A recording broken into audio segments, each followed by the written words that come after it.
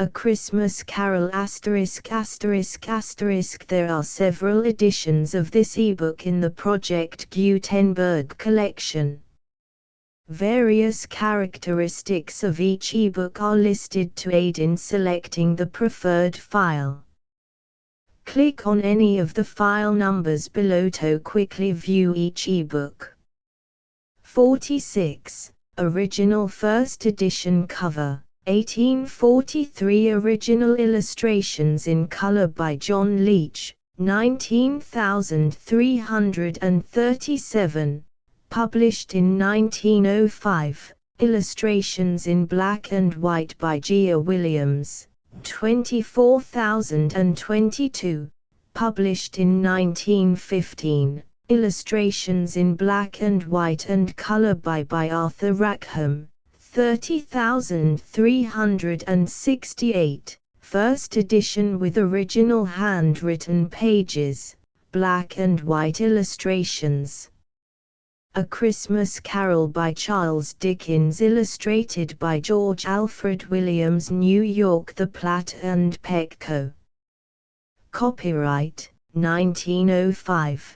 By the Baker and Taylor Company. He had been Tim's blood horse all the way from church. He had been Tim's blood horse all the way from church.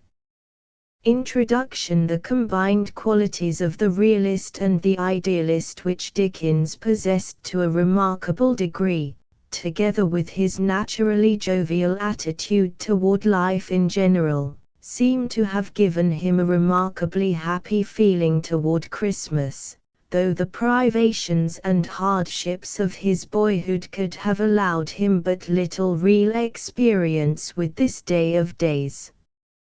Dickens gave his first formal expression to his Christmas thoughts in his series of small books, the first of which was the famous Christmas Carol, The One Perfect Chrysolite. The success of the book was immediate. Thackeray wrote of it, "Who can listen to objections regarding such a book as this? It seems to me a national benefit, and to every man or woman who reads it, a personal kindness." This volume was put forth in a very attractive manner, with illustrations by John Leech, who was the first artist to make these characters live, and his drawings were varied and spirited. There followed upon this 4 others: The Chimes, The Cricket on the Hearth, The Battle of Life, and The Haunted Man, with illustrations on their first appearance by Doyle, Maclise, and others. The 5 are known today as the Christmas books. Of them all, The Carol is the best known and loved, and The Cricket on the Hearth, although third in the series, is perhaps next in point of popularity, and is especially familiar to Americans through Joseph Jefferson's characterization of Caleb Plummer. Dickens seems to have put his whole self into these glowing little stories. Whoever sees but a clever ghost story in the Christmas Carol misses its chief charm and lesson, for there is a different meaning in the movements of Scrooge and his attendant spirits. A new life is brought to Scrooge when he, running to his window, opened it and put out his head. No fog, no mist, clear, bright, jovial, stirring cold, cold, piping for the blood to dance to, golden sunlight, heavenly sky, sweet fresh air, merry bells. Oh, glorious! Glorious! All this brightness has its attendant shadow, and deep from the childish heart comes that true note of pathos, the ever memorable toast of Tiny Tim, "God bless us, every one." The Cricket on the Hearth strikes a different note. Charmingly, poetically, the sweet chirping of the little cricket is associated with human feelings and actions, and at the crisis of the story decides the fate and fortune of the carrier and his wife. Dickens's greatest gift was characterization, and no English writer, save Shakespeare, has drawn so many and so varied characters. It would be as absurd to interpret all of these as caricatures as to deny Dickens his great and varied powers of creation. Dickens exaggerated many of his comic and satirical characters, as was his right, for caricature and satire are very closely related, while exaggeration is the very essence of comedy. But there remains a host of characters marked by humor and pathos. Yet the pictorial presentation of Dickens's characters has ever tended toward the grotesque. The interpretations in this volume aim to eliminate the grosser phases of the caricature in favor of the more human. If the interpretations seem novel, if Scrooge be not as he has been pictured, it is because a more human Scrooge was desired, a Scrooge not wholly bad, a Scrooge of a better heart, a Scrooge to whom the resurrection described in this story was possible. It has been the illustrator's whole aim to make these people live in some form more fully consistent with their types. George Alfred Williams. Chatham, N.J. Contents Stave Page Marley's Ghost 11 the first of the three spirits 32 the second of the three spirits 51 the last of the spirits 76 the end of it 93 illustrations. He had been Tim's blood horse all the way from church. Frontispiece A Merry Christmas, Uncle. God save you, cried a cheerful voice. 14 To sit staring at those fixed glazed eyes in silence, for a moment, would play, Scrooge felt, the very deuce with him. 26 You recollect the way, inquired the spirit. Remember it, cried Scrooge, with fervor, I could walk it blindfold. 36 Why, it's Ali Baba! Scrooge exclaimed in ecstasy. It's dear old honest Ali Baba. 38 A Christmas Carol in prose being a ghost story of Christmas. Stave 1 Marley's Ghost. Marley was dead, to begin with. There is no doubt whatever about that. The register of his burial was signed by the clergyman, the clerk, the undertaker, and the chief mourner. Scrooge signed it. And Scrooge's name was good upon change for anything he chose to put his hand to. Old Marley was as dead as a doornail. Mind. I don't mean to say that I know, of my own knowledge, what there is particularly dead about a doornail. I might have been inclined, myself, to regard a coffin nail as the deadest piece of ironmongery in the trade. But the wisdom of our ancestors is in the simile, and my unhallowed hands shall not disturb it, or the country's done for. You will, therefore, permit me to repeat, emphatically, that Marley was as dead as a doornail. Scrooge knew he was dead. Of course he did. How could it be otherwise?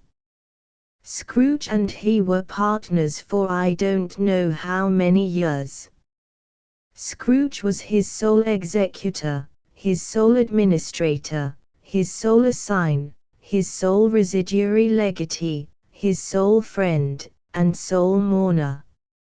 And even Scrooge was not so dreadfully cut up by the sad event, but that he was an excellent man of business on the very day of the funeral, and solemnized it with an undoubted bargain.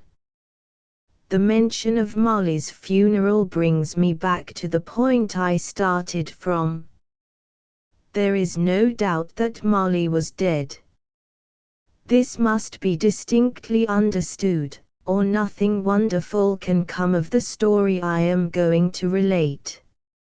If we were not perfectly convinced that Hamlet's father died before the play began, there would be nothing more remarkable in his taking a stroll at night, in an easterly wind, upon his own ramparts, than there would be in any other middle-aged gentleman rashly turning out after dark in a breezy spot, say St. Paul's churchyard, for instance, literally to astonish his son's weak mind.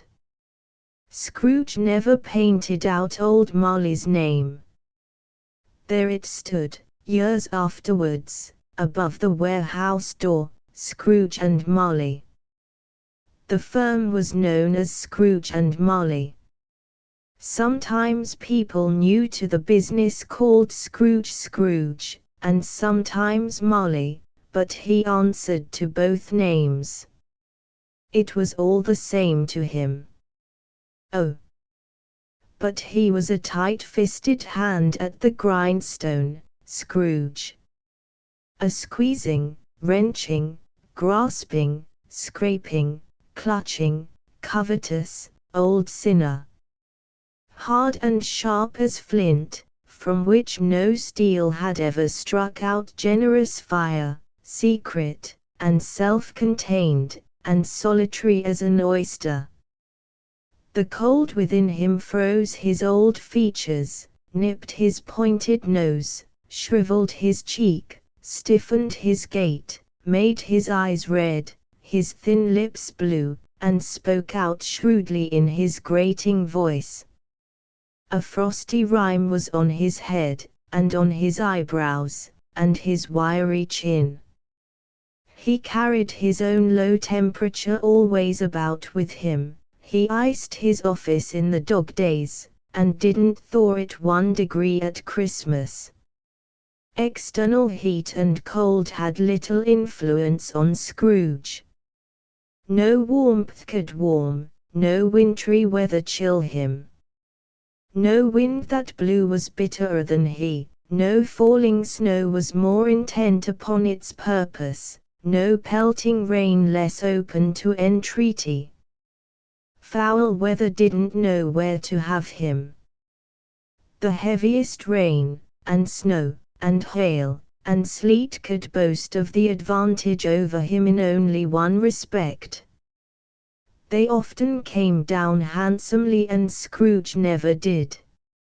Nobody ever stopped him in the street to say, with gladsome looks, "My dear Scrooge, how are you?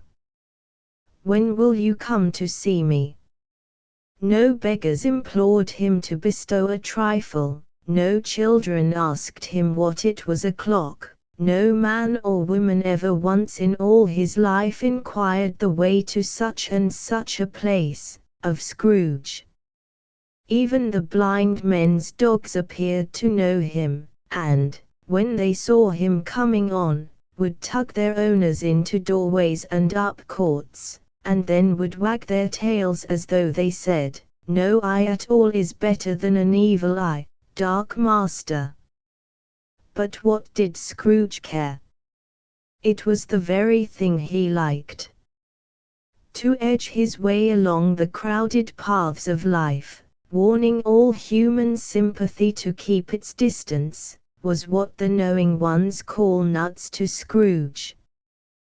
Once upon a time, of all the good days in the year, on Christmas Eve, old Scrooge sat busy in his counting house.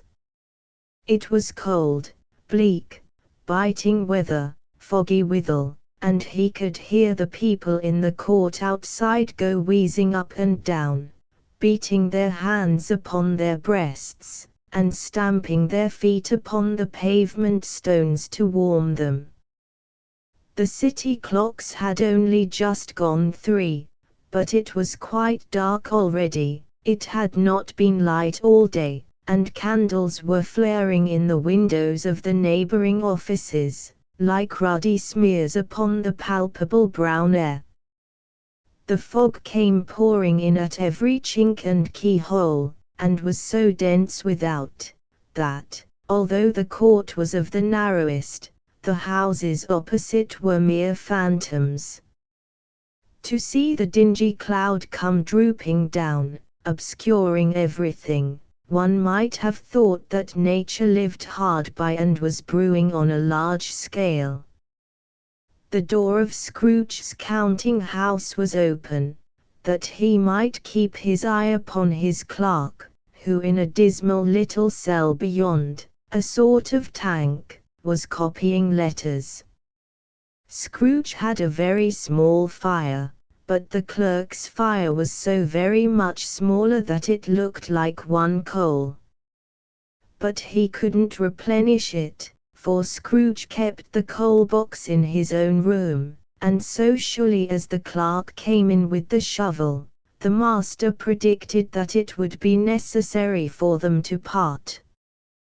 Wherefore the clerk put on his white comforter, and tried to warm himself at the candle, in which effort, not being a man of strong imagination, he failed. "A Merry Christmas, Uncle." "God save you," cried a cheerful voice. It was the voice of Scrooge's nephew, who came upon him so quickly that this was the first intimation he had of his approach. "Bah!" said Scrooge. "Humbug!" He had so heated himself with rapid walking in the fog and frost, this nephew of Scrooge's, that he was all in a glow, his face was ruddy and handsome, his eyes sparkled, and his breath smoked again. "Christmas a humbug, Uncle," said Scrooge's nephew. "You don't mean that, I am sure." "I do," said Scrooge. "Merry Christmas." "What right have you to be merry? What reason have you to be merry? You're poor enough." "Come, then," returned the nephew gaily. "What right have you to be dismal? What reason have you to be morose? You're rich enough." Scrooge, having no better answer ready on the spur of the moment, said, "Bah!" again, and followed it up with humbug. "Don't be cross, Uncle," said the nephew. "A Merry Christmas, Uncle." "God save you," cried a cheerful voice. "A Merry Christmas, Uncle." "God save you," cried a cheerful voice. "What else can I be?" returned the uncle, "when I live in such a world of fools as this? Merry Christmas. Out upon Merry Christmas. What's Christmas time to you but a time for paying bills without money, a time for finding yourself a year older, and not an hour richer, a time for balancing your books, and having every item in M through a round dozen of months presented dead against you?" "If I could work my will," said Scrooge indignantly, "every idiot who goes about with Merry Christmas on his lips should be boiled with his own pudding, and buried with a stake of holly through his heart. He should." "Uncle," pleaded the nephew. "Nephew," returned the uncle sternly, "keep Christmas in your own way, and let me keep it in mine." "Keep it," repeated Scrooge's nephew. "But you don't keep it." "Let me leave it alone, then," said Scrooge. "Much good may it do you. Much good it has ever done you."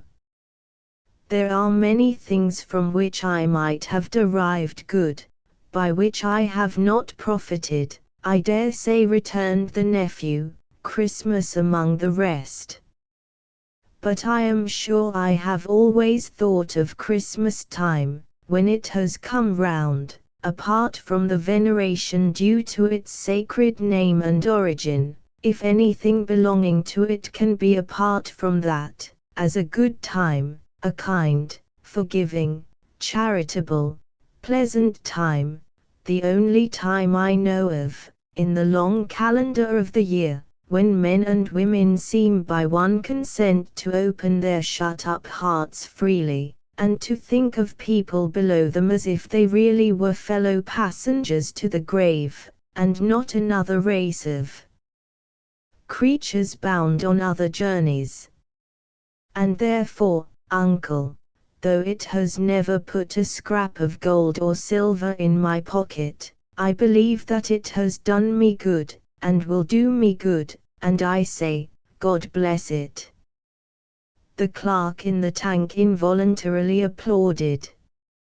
Becoming immediately sensible of the impropriety, he poked the fire, and extinguished the last frail spark forever. "Let me hear another sound from you," said Scrooge, "and you'll keep your Christmas by losing your situation. You're quite a powerful speaker, sir," he added, turning to his nephew. "I wonder you don't go into Parliament. Don't be angry, uncle. Come.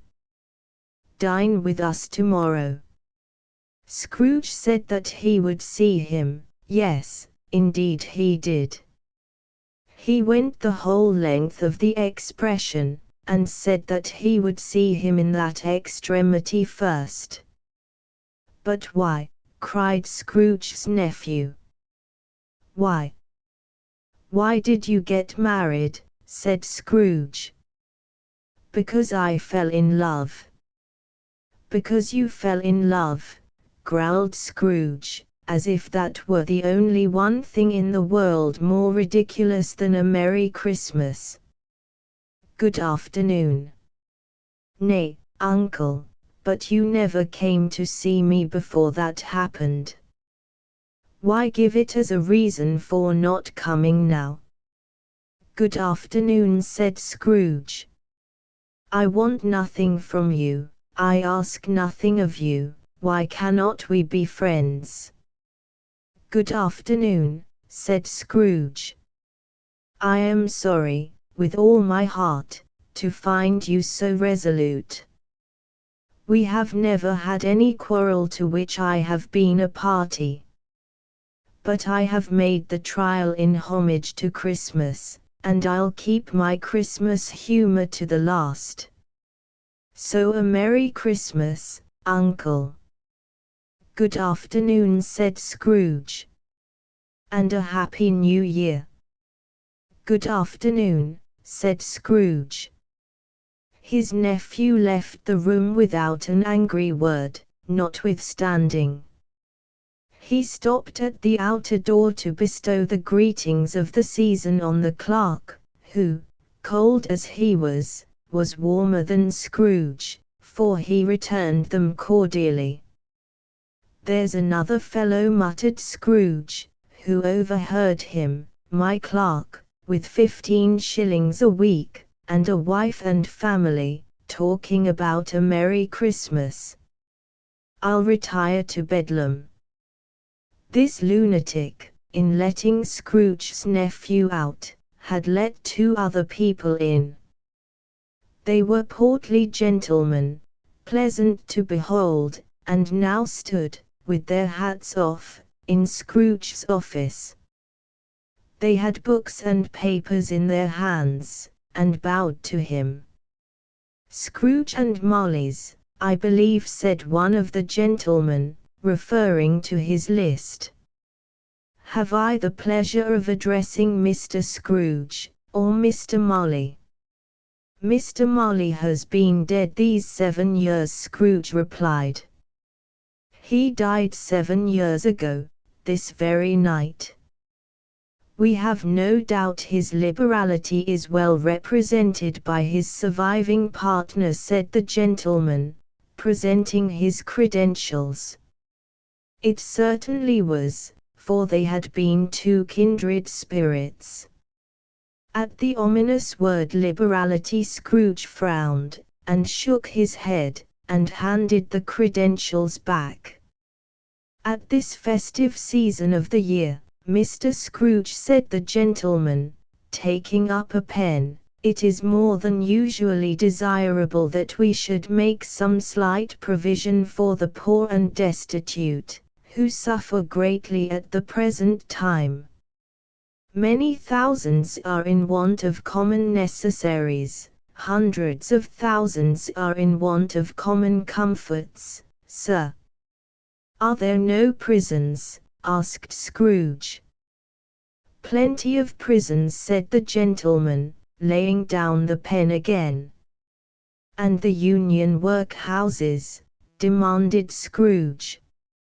Are they still in operation? They are.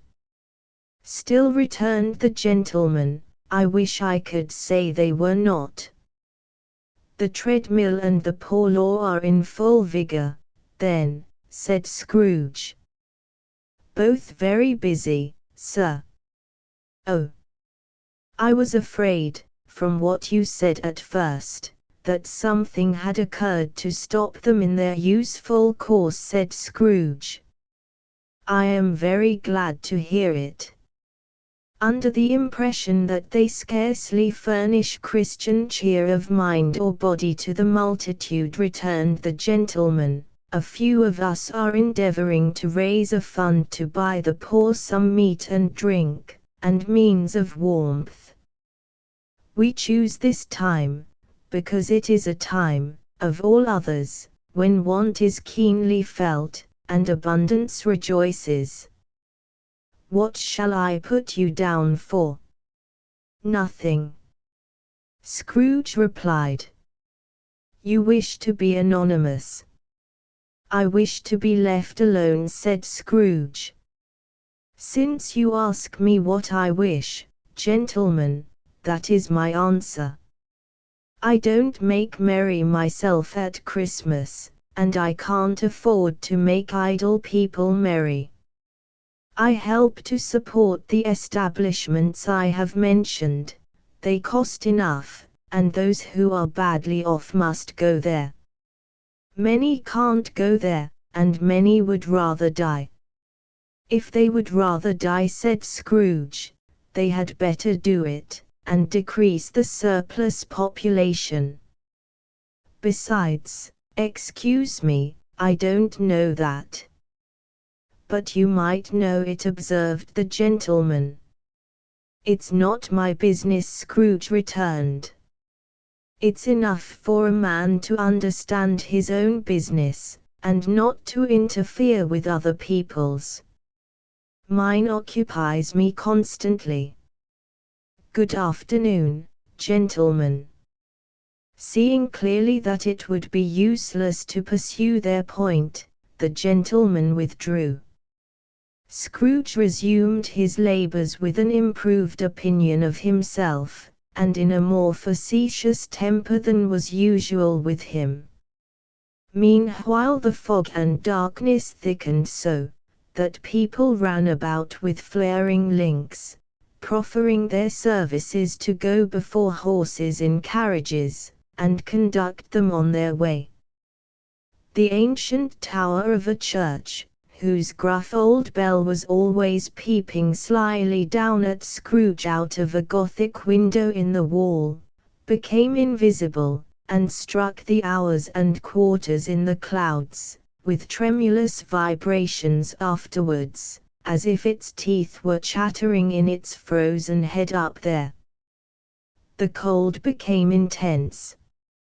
In the main street, at the corner of the court, some laborers were repairing the gas pipes, and had lighted a great fire in a brazier, round which a party of ragged men and boys were gathered, warming their hands and winking their eyes before the blaze in rapture. The water plug being left in solitude, its overflowings suddenly congealed, and turned to misanthropic ice. The brightness of the shops, where holly sprigs and berries crackled in the lamp heat of the windows, made pale faces ruddy as they passed. Poulterers' and grocers' trades became a splendid joke, a glorious pageant, with which it was next to impossible to believe that such dull principles as bargain and sale had anything to do. The Lord Mayor, in the stronghold of the mighty mansion house, gave orders to his 50 cooks and butlers to keep Christmas as a Lord Mayor's household should, and even the little tailor, whom he had fined 5 shillings on the previous Monday for being drunk and bloodthirsty in the streets, stirred up tomorrow's pudding in his garret, while his lean wife and the baby sallied out to buy the beef. Foggier yet, and colder. Piercing, searching, biting cold. If the good Saint Dunstan had but nipped the evil spirit's nose with a touch of such weather as that, instead of using his familiar weapons, then indeed he would have roared to lusty purpose. The owner of one scant young nose, gnawed and mumbled by the hungry cold as bones are gnawed by dogs, stooped down at Scrooge's keyhole to regale him with a Christmas carol, but, at the first sound of God bless you, merry gentlemen, may nothing you dismay, Scrooge seized the ruler with such energy of action, that the singer fled in terror, leaving the keyhole to the fog, and even more congenial frost. At length the hour of shutting up the counting-house arrived. With an ill will Scrooge dismounted from his stool, and tacitly admitted the fact to the expectant clerk in the tank, who instantly snuffed his candle out, and put on his hat. "You'll want all day tomorrow, I suppose," said Scrooge. "If quite convenient, sir." "It's not convenient," said Scrooge, "and it's not fair. If I was to stop £half-a-crown for it, you'd think yourself ill-used, I'll be bound." The clerk smiled faintly. "And yet," said Scrooge, "you don't think me ill-used when I pay a day's wages for no work." The clerk observed that it was only once a year. "A poor excuse for picking a man's pocket every 25th of December," said Scrooge, buttoning his greatcoat to the chin. "But I suppose you must have the whole day. Be here all the earlier next morning." The clerk promised that he would, and Scrooge walked out with a growl. The office was closed in a twinkling, and the clerk, with the long ends of his white comforter dangling below his waist, for he boasted no great coat, went down a slide on Cornhill, at the end of a lane of boys, 20 times, in honor of its being Christmas Eve, and then ran home to Camden Town as hard as he could pelt, to play at blindman's buff.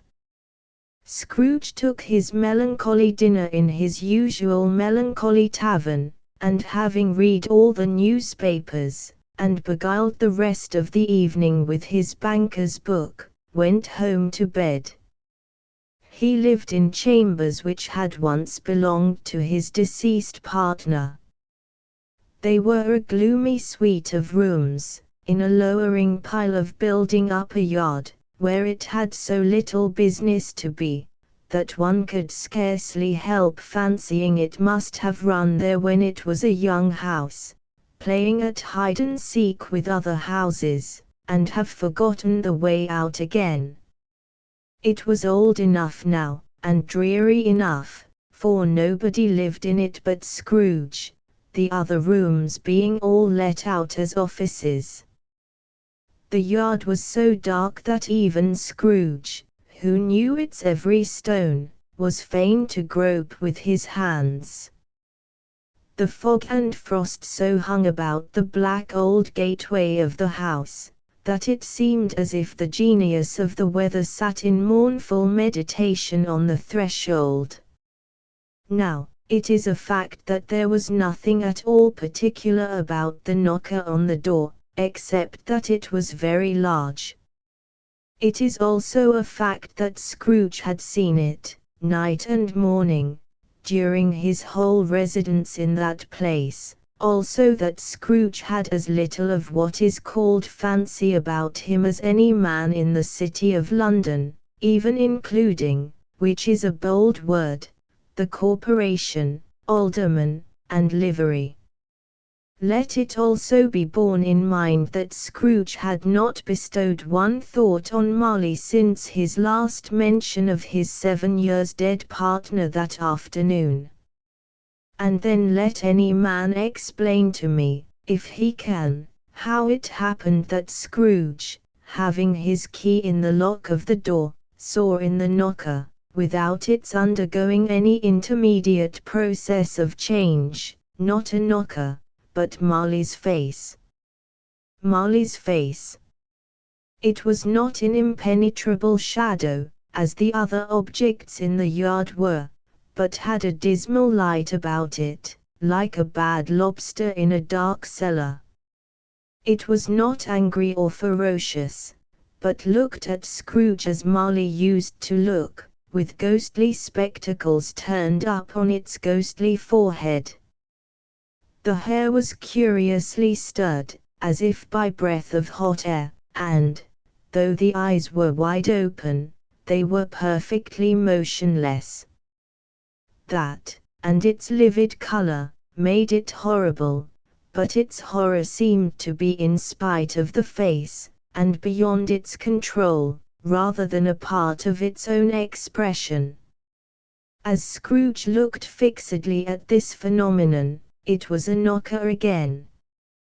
To say that he was not startled, or that his blood was not conscious of a terrible sensation to which it had been a stranger from infancy, would be untrue. But he put his hand upon the key he had relinquished, turned it sturdily, walked in, and lighted his candle.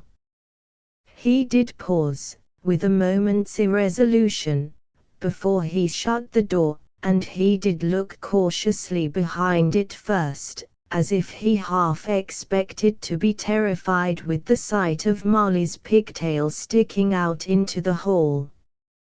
But there was nothing on the back of the door, except the screws and nuts that held the knocker on, so he said, "Pooh, pooh," and closed it with a bang. The sound resounded through the house like thunder. Every room above, and every cask in the wine merchant's cellars below, appeared to have a separate peal of echoes of its own. Scrooge was not a man to be frightened by echoes. He fastened the door, and walked across the hall, and up the stairs, slowly, too, trimming his candle as he went. You may talk vaguely about driving a coach and six up a good old flight of stairs, or through a bad young Act of Parliament, but I mean to say you might have got a hearse up that staircase, and taken it broadwise, with the splinter bar towards the wall, and the door towards the balustrades, and done it easy. There was plenty of width for that, and room to spare, which is perhaps the reason why Scrooge thought he saw a locomotive hearse going on before him in the gloom. Half a dozen gas lamps out of the street wouldn't have lighted the entry too well, so you may suppose that it was pretty dark with Scrooge's dip. Up Scrooge went, not caring a button for that. Darkness is cheap, and Scrooge liked it. But, before he shut his heavy door, he walked through his rooms to see that all was right. He had just enough recollection of the face to desire to do that. Sitting room, bedroom, lumber room. All as they should be. Nobody under the table, nobody under the sofa, a small fire in the grate, spoon and basin ready, and the little saucepan of gruel. Scrooge had a cold in his head, upon the hob. Nobody under the bed, nobody in the closet, nobody in his dressing gown, which was hanging up in a suspicious attitude against the wall. Lumber room as usual. Old fire guard, old shoes, 2 fish baskets, washing stand on 3 legs, and a poker. Quite satisfied, he closed his door, and locked himself in, double-locked himself in, which was not his custom. Thus secured against surprise, he took off his cravat, put on his dressing gown and slippers, and his nightcap, and sat down before the fire to take his gruel. It was a very low fire indeed, nothing on such a bitter night. He was obliged to sit close to it, and brood over it, before he could extract the least sensation of warmth from such a handful of fuel. The fireplace was an old one, built by some Dutch merchant long ago, and paved all round with quaint Dutch tiles, designed to illustrate the scriptures. There were Cains and Abels, Pharaoh's daughters, queens of Sheba, angelic messengers descending through the air on clouds like feather beds, Abrahams, Belshazzars, apostles putting off to sea in butterboats, hundreds of figures to attract his thoughts, and yet that face of Marley, 7 years dead, came like the ancient prophet's rod, and swallowed up the whole. If each smooth tile had been a blank at first, with power to shape some picture on its surface from the disjointed fragments of his thoughts, there would have been a copy of old Marley's head on every one. "Humbug," said Scrooge, and walked across the room. After several turns he sat down again. As he threw his head back in the chair, his glance happened to rest upon a bell, a disused bell, that hung in the room, and communicated, for some purpose now forgotten, with a chamber in the highest story of the building. It was with great astonishment, and with a strange, inexplicable dread, that, as he looked, he saw this bell begin to swing. It swung so softly in the outset that it scarcely made a sound, but soon it rang out loudly, and so did every bell in the house. This might have lasted half a minute, or a minute, but it seemed an hour. The bells ceased, as they had begun, together. They were succeeded by a clanking noise, deep down below, as if some person were dragging a heavy chain over the casks in the wine merchant's cellar. Scrooge then remembered to have heard that ghosts in haunted houses were described as dragging chains. The cellar door flew open with a booming sound, and then he heard the noise much louder on the floors below, then coming up the stairs, then coming straight towards his door. "It's humbug still," said Scrooge. "I won't believe it." His color changed, though, when, without a pause, it came on through the heavy door, and passed into the room before his eyes.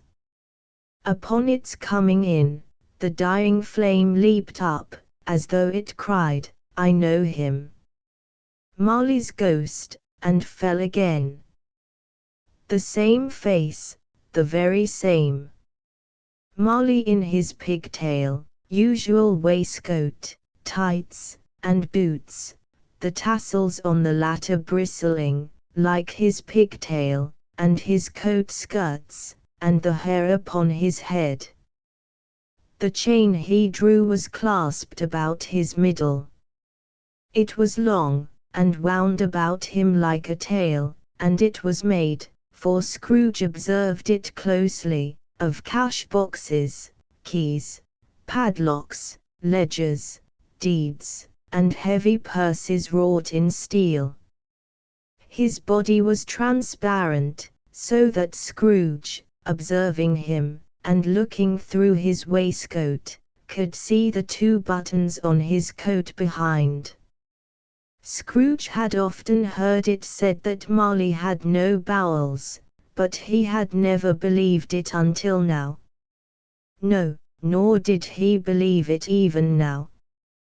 Though he looked the phantom through and through, and saw it standing before him, though he felt the chilling influence of its death-cold eyes, and marked the very texture of the folded kerchief bound about its head and chin, which wrapper he had not observed before, he was still incredulous, and fought against his senses. "How now?" said Scrooge, caustic and cold as ever. "What do you want with me?" "Much." Marley's voice, no doubt about it. "Who are you?" "Ask me who I was." "Who were you, then?" said Scrooge, raising his voice. "You're particular, for a shade." He was going to say to a shade, but substituted this, as more appropriate. "In life I was your partner, Jacob Marley." Can you sit down?" asked Scrooge, looking doubtfully at him. "I can." "Do it, then." Scrooge asked the question, because he didn't know whether a ghost so transparent might find himself in a condition to take a chair, and felt that, in the event of its being impossible, it might involve the necessity of an embarrassing explanation. But the ghost sat down on the opposite side of the fireplace, as if he were quite used to it. "You don't believe in me," observed the ghost. "I don't," said Scrooge. "What evidence would you have of my reality beyond that of your own senses?" "I don't know," said Scrooge. "Why do you doubt your senses?" "Because," said Scrooge, "a little thing affects them. A slight disorder of the stomach makes them cheats. You may be an undigested bit of beef, a blot of mustard, a crumb of cheese, a fragment of an underdone potato. There's more of gravy than of grave about you, whatever you are." Scrooge was not much in the habit of cracking jokes, nor did he feel in his heart by any means waggish then. The truth is, that he tried to be smart, as a means of distracting his own attention, and keeping down his terror, for the spectre's voice disturbed the very marrow in his bones. To sit staring at those fixed glazed eyes in silence, for a moment, would play, Scrooge felt, the very deuce with him. There was something very awful, too, in the spectre's being provided with an infernal atmosphere of his own. Scrooge could not feel it himself, but this was clearly the case, for though the ghost sat perfectly motionless, its hair, and skirts, and tassels were still agitated as by the hot vapor from an oven. "You see this toothpick?" said Scrooge, returning quickly to the charge, for the reason just assigned, and wishing, though it were only for a second, to divert the vision's stony gaze from himself. "I do," replied the ghost. "You are not looking at it," said Scrooge. "But I see it," said the ghost, notwithstanding. "Well," returned Scrooge, "I have but to swallow this, and be for the rest of my days persecuted by a legion of goblins, all of my own creation. Humbug, I tell you, humbug. At this the spirit raised a frightful cry, and shook its chain with such a dismal and appalling noise, that Scrooge held on tight to his chair, to save himself from falling in a swoon. But how much greater was his horror when the phantom, taking off the bandage round his head, as if it were too warm to wear indoors, its lower jaw dropped down upon its breast. Scrooge fell upon his knees, and clasped his hands before his face. "Mercy," he said. "Dreadful apparition, why do you trouble me?" "Man of the worldly mind," replied the ghost, "do you believe in me or not?" "I do," said Scrooge. "I must. But why do spirits walk the earth, and why do they come to me?" To sit staring at those fixed glazed eyes in silence, for a moment, would play, Scrooge felt, the very deuce with him. To sit staring at those fixed glazed eyes in silence, for a moment, would play, Scrooge felt, the very deuce with him. "It is required of every man," the ghost returned, "that the spirit within him should walk abroad among his fellow men, and travel far and wide, and, if that spirit goes not forth in life, it is condemned to do so after death. It is doomed to wander through the world, oh, woe is me, and witness what it cannot share, but might have shared on earth, and turned to happiness." Again the spectre raised a cry, and shook its chain and wrung its shadowy hands. "You are fettered," said Scrooge, trembling. "Tell me why." "I wear the chain I forged in life," replied the ghost. "I made it link by link, and yard by yard, I girded it on of my own free will, and of my own free will I wore it. Is its pattern strange to you?" Scrooge trembled more and more. "Or would you know," pursued the ghost, "the weight and length of the strong coil you bear yourself? It was full as heavy and as long as this, 7 Christmas Eves ago. You have labored on it since. It is a ponderous chain." Scrooge glanced about him on the floor, in the expectation of finding himself surrounded by some 50 or 60 fathoms of iron cable, but he could see nothing. "Jacob," he said imploringly. "Old Jacob Marley, tell me more. Speak comfort to me, Jacob." "I have none to give," the ghost replied. "It comes from other regions, Ebenezer Scrooge, and is conveyed by other ministers, to other kinds of men. Nor can I tell you what I would.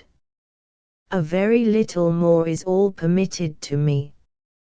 I cannot rest, I cannot stay, I cannot linger anywhere. My spirit never walked beyond our counting house, mark me. In life my spirit never roved beyond the narrow limits of our money-changing hole, and weary journeys lie before me." It was a habit with Scrooge, whenever he became thoughtful, to put his hands in his breeches pockets. Pondering on what the ghost had said, he did so now, but without lifting up his eyes, or getting off his knees. "You must have been very slow about it," Jacob Scrooge observed in a business-like manner, though with humility and deference. "Slow," the ghost repeated. 7 years dead," mused Scrooge. "And traveling all the time?" "The whole time," said the ghost. "No rest, no peace." incessant torture of remorse. "You travel fast," said Scrooge. "On the wings of the wind," replied the ghost. "You might have got over a great quantity of ground in 7 years," said Scrooge. The ghost, on hearing this, set up another cry, and clanked its chain so hideously in the dead silence of the night, that the ward would have been justified in indicting it for a nuisance. "Oh!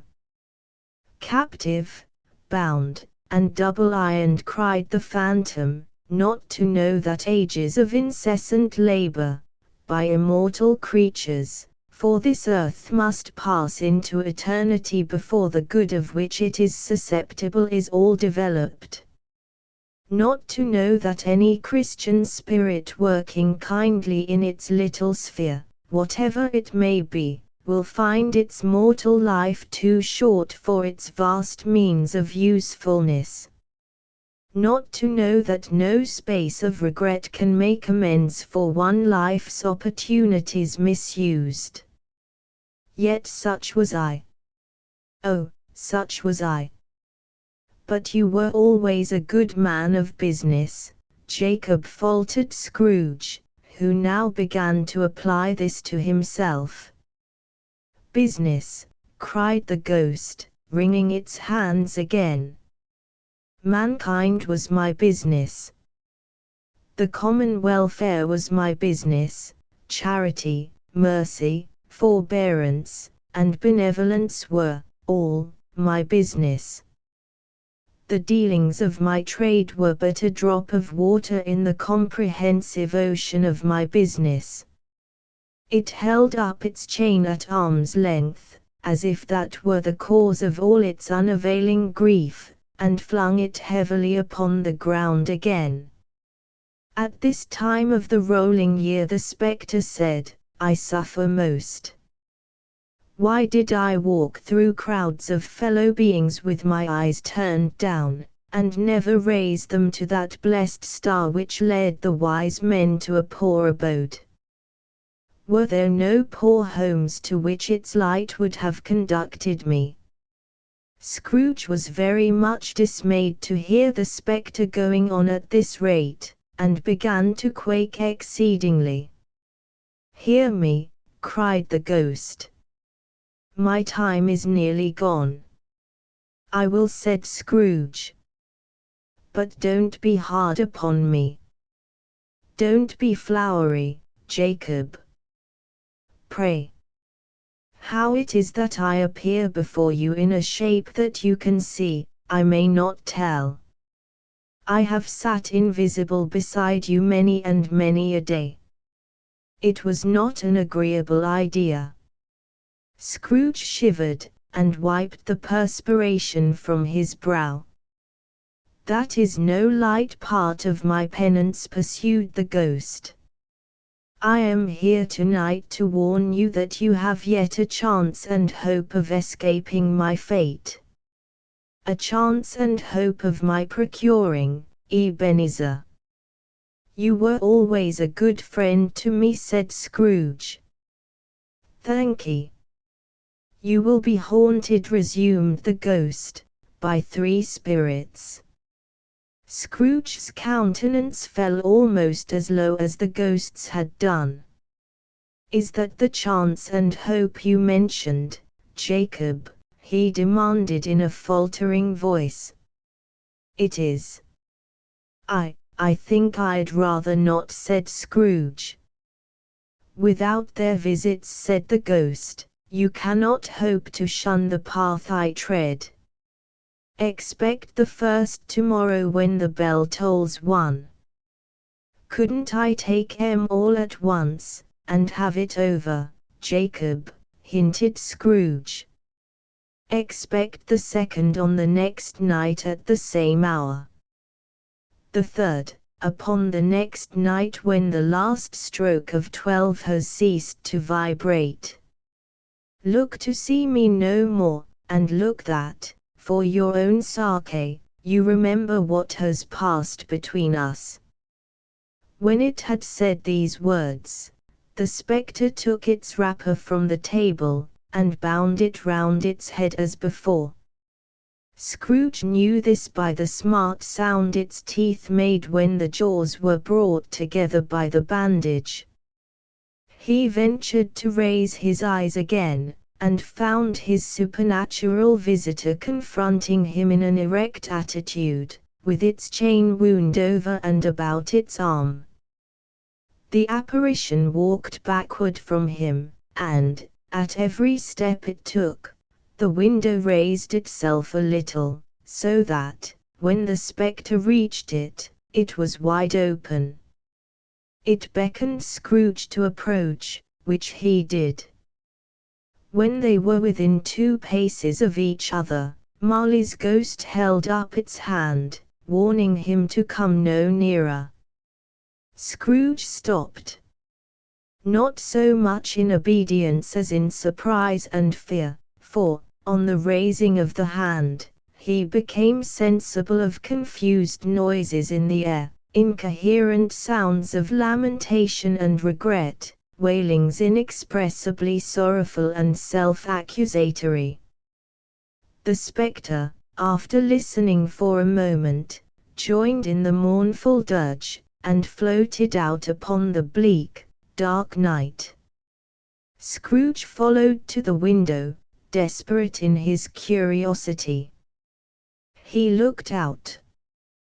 The air was filled with phantoms, wandering hither and thither in restless haste, and moaning as they went. Every one of them wore chains like Marley's ghost. Some few, they might be guilty governments, were linked together, none were free. Many had been personally known to Scrooge in their lives. He had been quite familiar with one old ghost in a white waistcoat, with a monstrous iron safe attached to its ankle, who cried piteously at being unable to assist a wretched woman with an infant, whom it saw below upon a doorstep. The misery with them all was, clearly, that they sought to interfere, for good, in human matters, and had lost the power forever. Whether these creatures faded into mist, or mist enshrouded them, he could not tell. But they and their spirit voices faded together, and the night became as it had been when he walked home. Scrooge closed the window, and examined the door by which the ghost had entered. It was double-locked, as he had locked it with his own hands, and the bolts were undisturbed. He tried to say humbug, but stopped at the first syllable. And being, from the emotion he had undergone, or the fatigues of the day, or his glimpse of the invisible world, or the dull conversation of the ghost, or the lateness of the hour, much in need of repose, went straight to bed without undressing, and fell asleep upon the instant. Stave to the first of the 3 spirits. When Scrooge awoke it was so dark, that, looking out of bed, he could scarcely distinguish the transparent window from the opaque walls of his chamber. He was endeavoring to pierce the darkness with his ferret eyes, when the chimes of a neighboring church struck the 4 quarters. So he listened for the hour. To his great astonishment, the heavy bell went on from 6 to 7, and from 7 to 8, and regularly up to 12, then stopped. 12. It was past 2 when he went to bed. The clock was wrong. An icicle must have got into the works. 12. He touched the spring of his repeater, to correct this most preposterous clock. Its rapid little pulse beat 12, and stopped. "Why, it isn't possible," said Scrooge, "that I can have slept through a whole day and far into another night. It isn't possible that anything has happened to the sun, and this is 12 at noon. The idea being an alarming one, he scrambled out of bed, and groped his way to the window. He was obliged to rub the frost off with the sleeve of his dressing gown before he could see anything, and could see very little then. All he could make out was, that it was still very foggy and extremely cold, and that there was no noise of people running to and fro, and making a great stir, as there unquestionably would have been if night had beaten off bright day, and taken possession of the world. This was a great relief, because 3 days after sight of this first of exchange pay to Mr. Ebenezer Scrooge or his order and so forth, would have become a mere United States security if there were no days to count by. Scrooge went to bed again, and thought, and thought, and thought it over and over, and could make nothing of it. The more he thought, the more perplexed he was, and, the more he endeavored not to think, the more he thought. Marley's ghost bothered him exceedingly. Every time he resolved within himself, after mature inquiry, that it was all a dream, his mind flew back again, like a strong spring released, to its first position, and presented the same problem to be worked all through: was it a dream or not? Scrooge lay in this state until the chime had gone 3/4 more, when he remembered, on a sudden, that the ghost had warned him of a visitation when the bell tolled 1.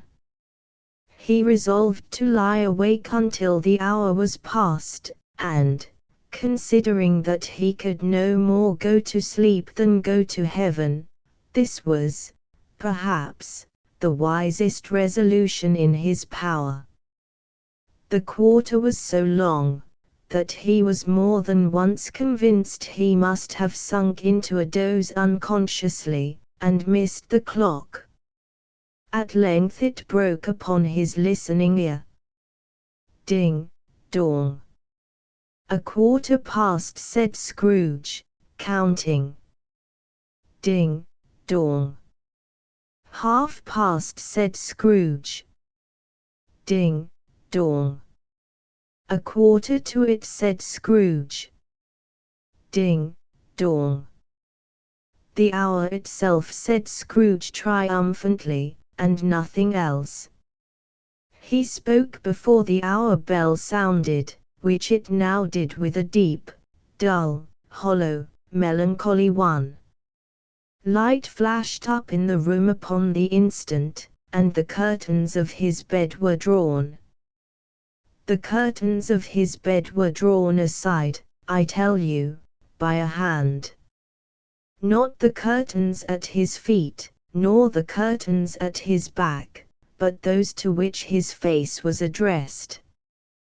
The curtains of his bed were drawn aside, and Scrooge, starting up into a half-recumbent attitude, found himself face to face with the unearthly visitor who drew them, as close to it as I am now to you, and I am standing in the spirit at your elbow.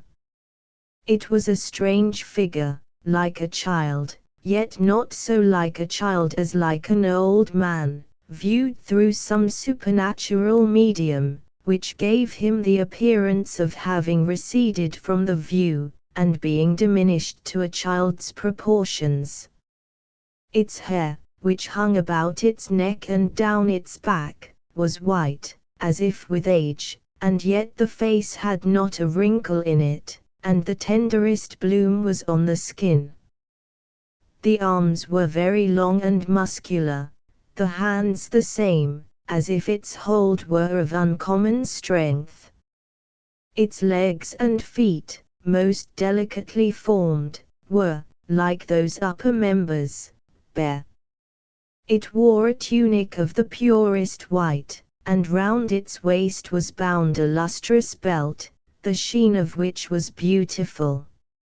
It held a branch of fresh green holly in its hand, and, in singular contradiction of that wintry emblem, had its dress trimmed with summer flowers. But the strangest thing about it was, that from the crown of its head there sprung a bright clear jet of light, by which all this was visible, and which was doubtless the occasion of its using, in its duller moments, a great extinguisher for a cap, which it now held under its arm. Even this, though, when Scrooge looked at it with increasing steadiness, was not its strangest quality.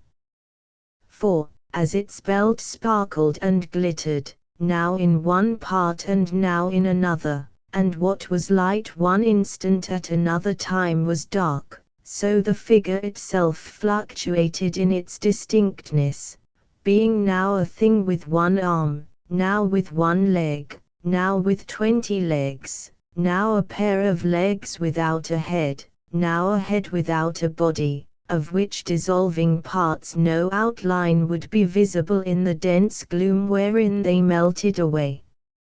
And, in the very wonder of this, it would be itself again, distinct and clear as ever. "Are you the spirit, sir, whose coming was foretold to me?" asked Scrooge. "I am." The voice was soft and gentle, singularly low, as if, instead of being so close beside him, it were at a distance. "Who and what are you?" Scrooge demanded. "I am the ghost of Christmas past." "Long past?" inquired Scrooge, observant of its dwarfish stature. "No. Your past." Perhaps Scrooge could not have told anybody why, if anybody could have asked him, but he had a special desire to see the spirit in his cap, and begged him to be covered. "What," exclaimed the ghost, "would you so soon put out, with worldly hands, the light I give? Is it not enough that you are one of those whose passions made this cap, and force me through whole trains of years to wear it low upon my brow?" Scrooge reverently disclaimed all intention to offend or any knowledge of having wilfully bonneted the spirit at any period of his life. He then made bold to inquire what business brought him there. "Your welfare," said the ghost. Scrooge expressed himself much obliged, but could not help thinking that a night of unbroken rest would have been more conducive to that end. The spirit must have heard him thinking, for it said immediately, "Your reclamation, then. Take heed." It put out its strong hand as it spoke, and clasped him gently by the arm. "Rise, and walk with me." It would have been in vain for Scrooge to plead that the weather and the hour were not adapted to pedestrian purposes, that bed was warm, and the thermometer a long way below freezing, that he was clad but lightly in his slippers, dressing gown, and nightcap, and that he had a cold upon him at that time. The grasp, though gentle as a woman's hand, was not to be resisted. He rose, but, finding that the spirit made towards the window, clasped its robe in supplication. "I am a mortal," Scrooge remonstrated, "and liable to fall." "Bear but a touch of my hand there," said the spirit, laying it upon his heart, "and you shall be upheld in more than this." As the words were spoken, they passed through the wall, and stood upon an open country road, with fields on either hand. The city had entirely vanished. Not a vestige of it was to be seen. The darkness and the mist had vanished with it, for it was a clear, cold, winter day, with the snow upon the ground. "Good heaven," said Scrooge, clasping his hands together as he looked about him. "I was bred in this place. I was a boy here." The spirit gazed upon him mildly. Its gentle touch, though it had been light and instantaneous, appeared still present to the old man's sense of feeling. He was conscious of 1,000 odors floating in the air, each one connected with 1,000 thoughts, and hopes, and joys, and cares long, long forgotten. "Your lip is trembling," said the ghost. "And what is that upon your cheek?" Scrooge muttered, with an unusual catching in his voice, that it was a pimple, and begged the ghost to lead him where he would. "You recollect the way?" inquired the spirit. "Remember it," cried Scrooge with fervor. "I could walk it blindfold." "Strange to have forgotten it for so many years," observed the ghost. "Let us go on." "You recollect the way?" inquired the spirit. "Remember it," cried Scrooge with fervor. "I could walk it blindfold." "You recollect the way?" inquired the spirit. "Remember it," cried Scrooge with fervor. "I could walk it blindfold."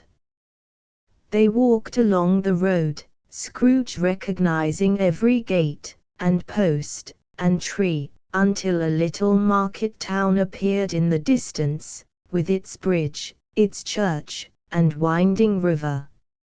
Some shaggy ponies now were seen trotting towards them with boys upon their backs, who called to other boys in country gigs and carts, driven by farmers. All these boys were in great spirits, and shouted to each other, until the broad fields were so full of merry music, that the crisp air laughed to hear it. "These are but shadows of the things that have been," said the ghost. "They have no consciousness of us." The jocund travelers came on, and as they came, Scrooge knew and named them every one. Why was he rejoiced beyond all bounds to see them? Why did his cold eye glisten, and his heart leap up as they went past? Why was he filled with gladness when he heard them give each other Merry Christmas, as they parted at crossroads and byways for their several homes? What was Merry Christmas to Scrooge? Out upon Merry Christmas! What good had it ever done to him? "The school is not quite deserted," said the ghost. "A solitary child, neglected by his friends, is left there still." Scrooge said he knew it. And he sobbed. They left the highroad by a well-remembered lane, and soon approached a mansion of dull red brick, with a little weathercock-surmounted cupola on the roof and a bell hanging in it. It was a large house, but one of broken fortunes, for the spacious offices were little used, their walls were damp and mossy, their windows broken, and their gates decayed. Fowls clucked and strutted in the stables, and the coach houses and sheds were overrun with grass. Nor was it more retentive of its ancient state within, for, entering the dreary hall, and glancing through the open doors of many rooms, they found them poorly furnished, cold, and vast. There was an earthly savour in the air, a chilly bareness in the place, which associated itself somehow with too much getting up by candlelight, and not too much to eat. They went, the ghost and Scrooge, across the hall, to a door at the back of the house. It opened before them, and disclosed a long, bare, melancholy room, made barer still by lines of plain deal forms and desks. At one of these a lonely boy was reading near a feeble fire, and Scrooge sat down upon a form, and wept to see his poor forgotten self as he had used to be. Not a latent echo in the house, not a squeak and scuffle from the mice behind the panelling, not a drip from the half-thawed water-spout in the dull yard behind, not a sigh among the leafless boughs of one despondent poplar, not the idle swinging of an empty storehouse door, no, not a clicking in the fire, but fell upon the heart of Scrooge with softening influence, and gave a freer passage to his tears. The Spirit touched him on the arm, and pointed to his younger self, intent upon his reading. Suddenly a man in foreign garments, wonderfully real and distinct to look at, stood outside the window, with an axe stuck in his belt, and leading by the bridle an ass laden with wood. "Why, it's Ali Baba!" Scrooge exclaimed in ecstasy. "It's dear old honest Ali Baba." "Yes, yes, I know. One Christmas time when yonder solitary child was left here all alone, he did come, for the first time, just like that. Poor boy!" "And Valentine," said Scrooge, "and his wild brother, Orson, there they go. And what's his name, who was put down in his drawers, asleep, at the gate of Damascus, don't you see him? And the Sultan's groom turned upside down by the genii, there he is upon his head. Serve him right. I'm glad of it. What business had he to be married to the princess?" To hear Scrooge expending all the earnestness of his nature on such subjects, in a most extraordinary voice between laughing and crying, and to see his heightened and excited face, would have been a surprise to his business friends in the city, indeed. "Why, it's Ali Baba!" Scrooge exclaimed in ecstasy. "It's dear old honest Ali Baba." "Why, it's Ali Baba!" Scrooge exclaimed in ecstasy. "It's dear old honest Ali Baba." "There's the parrot," cried Scrooge. "Green body and yellow tail, with a thing like a lettuce growing out of the top of his head, there he is. Poor Robin Crusoe he called him, when he came home again after sailing round the island. Poor Robin Crusoe, where have you been, Robin Crusoe?" The man thought he was dreaming, but he wasn't. It was the parrot, you know. There goes Friday, running for his life to the little creek. Hullo! Hoop! Halloo! Then, with a rapidity of transition very foreign to his usual character, he said, in pity for his former self, "Poor boy," and cried again. "I wish," Scrooge muttered, putting his hand in his pocket, and looking about him, after drying his eyes with his cuff, "but it's too late now." "What is the matter?" asked the Spirit. "Nothing," said Scrooge. "Nothing. There was a boy singing a Christmas carol at my door last night. I should like to have given him something, that's all." The ghost smiled thoughtfully, and waved its hand, saying, as it did so, "Let us see another Christmas." Scrooge's former self grew larger at the words, and the room became a little darker and more dirty. The panels shrunk, the windows cracked, fragments of plaster fell out of the ceiling, and the naked laths were shown instead. But how all this was brought about Scrooge knew no more than you do. He only knew that it was quite correct, that everything had happened so, that there he was, alone again, when all the other boys had gone home for the jolly holidays. He was not reading now, but walking up and down despairingly. Scrooge looked at the ghost, and, with a mournful shaking of his head, glanced anxiously towards the door. It opened, and a little girl, much younger than the boy, came darting in, and, putting her arms about his neck, and often kissing him, addressed him as her dear, dear brother. "I have come to bring you home, dear brother," said the child, clapping her tiny hands, and bending down to laugh. "To bring you home, home, home." "Home, little Fan," returned the boy. "Yes," said the child, brimful of glee. "Home for good and all. Home for ever and ever. Father is so much kinder than he used to be, that home's like heaven. He spoke so gently to me one dear night when I was going to bed, that I was not afraid to ask him once more if you might come home, and he said yes, you should, and sent me in a coach to bring you."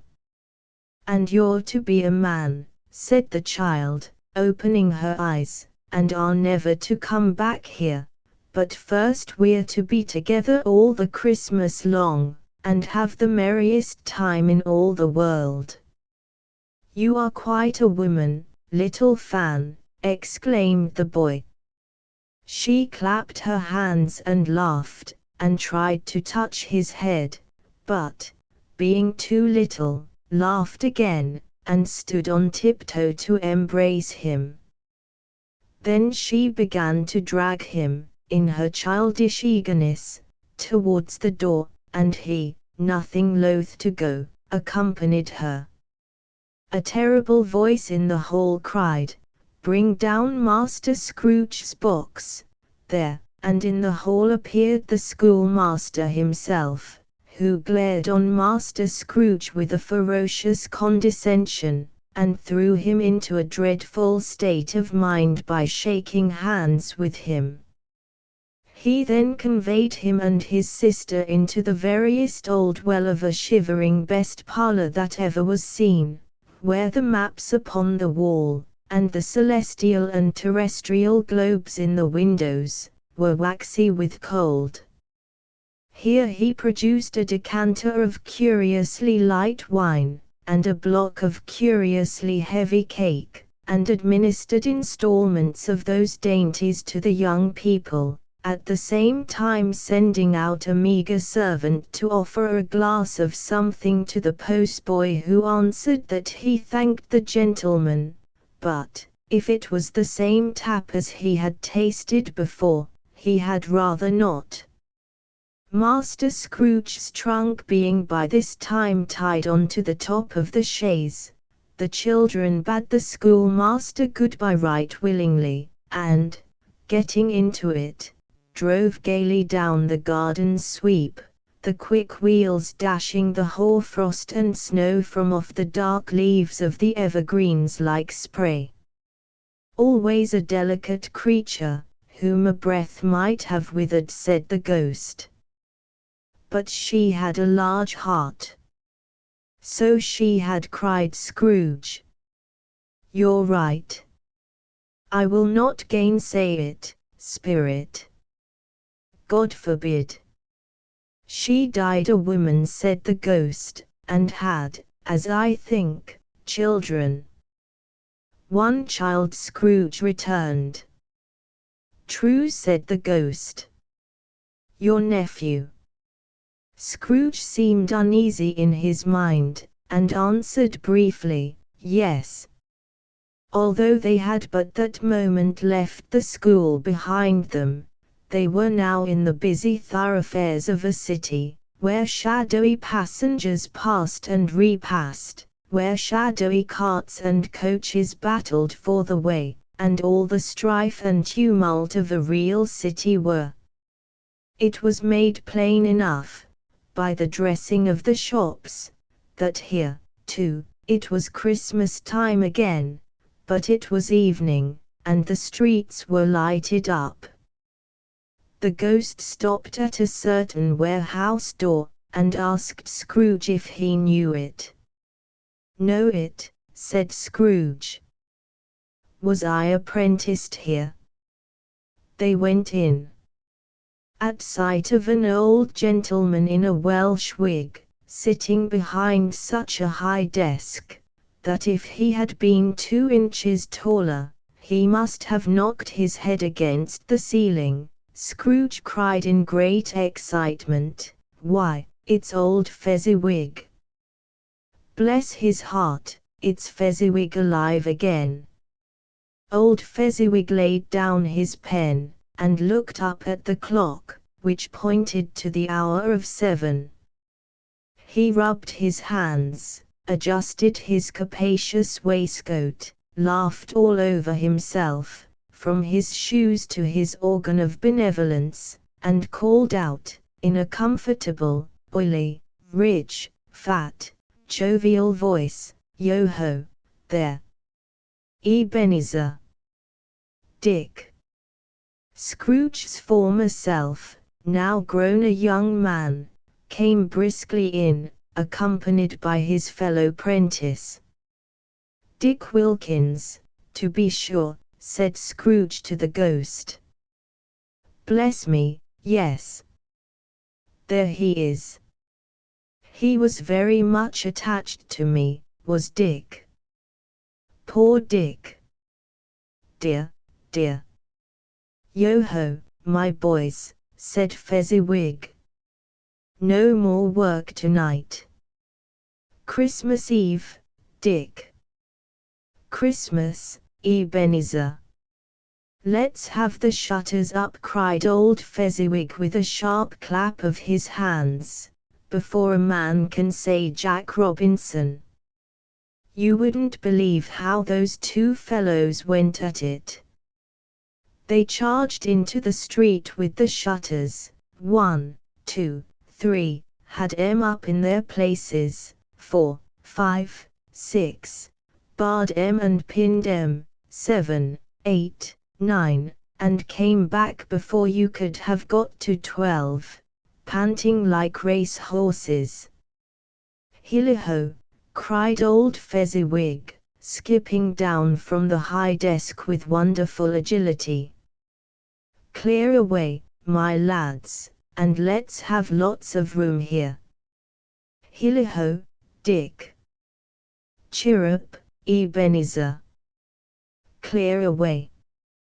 There was nothing they wouldn't have cleared away, or couldn't have cleared away, with old Fezziwig looking on. It was done in a minute. Every movable was packed off, as if it were dismissed from public life forevermore. The floor was swept and watered, the lamps were trimmed, fuel was heaped upon the fire, and the warehouse was as snug, and warm, and dry, and bright a ballroom as you would desire to see upon a winter's night. In came a fiddler with a music book, and went up to the lofty desk, and made an orchestra of it, and tuned like 50 stomachaches.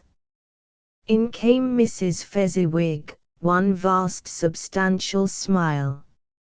In came the 3 Miss Fezziwigs, beaming and lovable. In came the 6 young followers whose hearts they broke. In came all the young men and women employed in the business. In came the housemaid, with her cousin the baker. In came the cook, with her brother's particular friend the milkman. In came the boy from over the way, who was suspected of not having board enough from his master, trying to hide himself behind the girl from next door but one, who was proved to have had her ears pulled by her mistress. In they all came, one after another, some shyly, some boldly, some gracefully, some awkwardly, some pushing, some pulling, in they all came, anyhow and everyhow. Away they all went, 20 couple at once, hands half round and back again the other way, down the middle and up again, round and round in various stages of affectionate grouping, old top couple always turning up in the wrong place, new top couple starting off again as soon as they got there, all top couples at last, and not a bottom one to help them.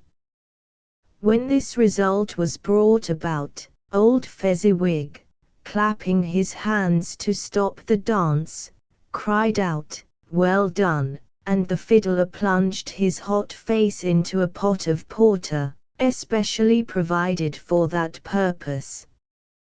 But, scorning rest upon his reappearance, he instantly began again, though there were no dancers yet, as if the other fiddler had been carried home, exhausted, on a shutter, and he were a brand new man resolved to beat him out of sight, or perish. There were more dances, and there were forfeits, and more dances, and there was cake, and there was negus, and there was a great piece of cold roast, and there was a great piece of cold boiled, and there were mince pies, and plenty of beer.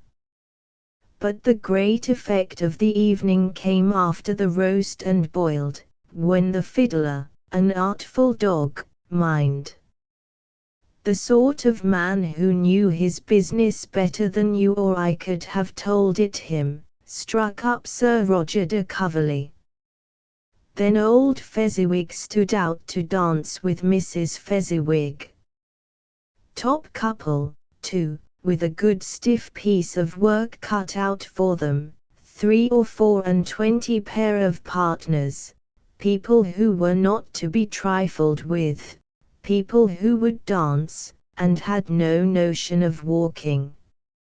But if they had been twice as many, 4 times, old Fezziwig would have been a match for them, and so would Mrs. Fezziwig.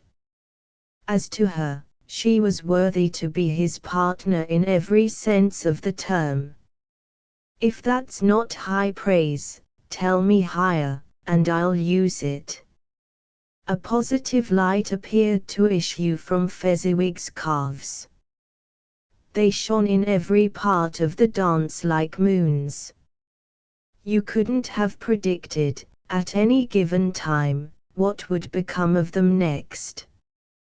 And when old Fezziwig and Mrs. Fezziwig had gone all through the dance, advance and retire, both hands to your partner, bow and curtsy, corkscrew, thread the needle, and back again to your place, Fezziwig cut so deftly, that he appeared to wink with his legs, and came upon his feet again without a stagger.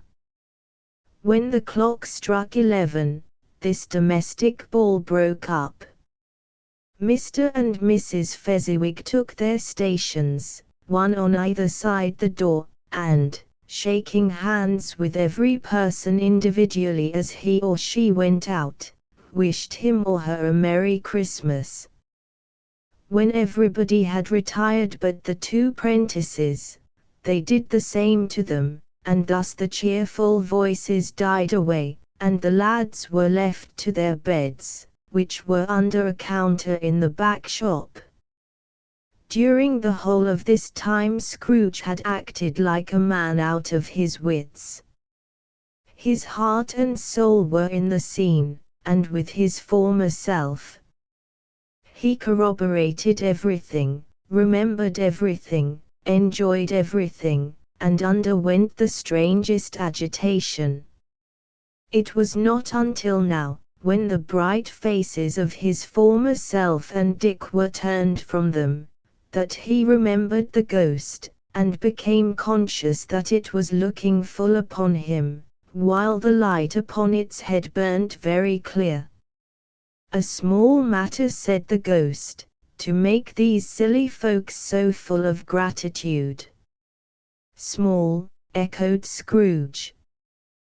The spirit signed to him to listen to the two apprentices, who were pouring out their hearts in praise of Fezziwig, and, when he had done so, said, "Why, is it not? He has spent but a few pounds of your mortal money, 3 or 4, perhaps. Is that so much that he deserves this praise?"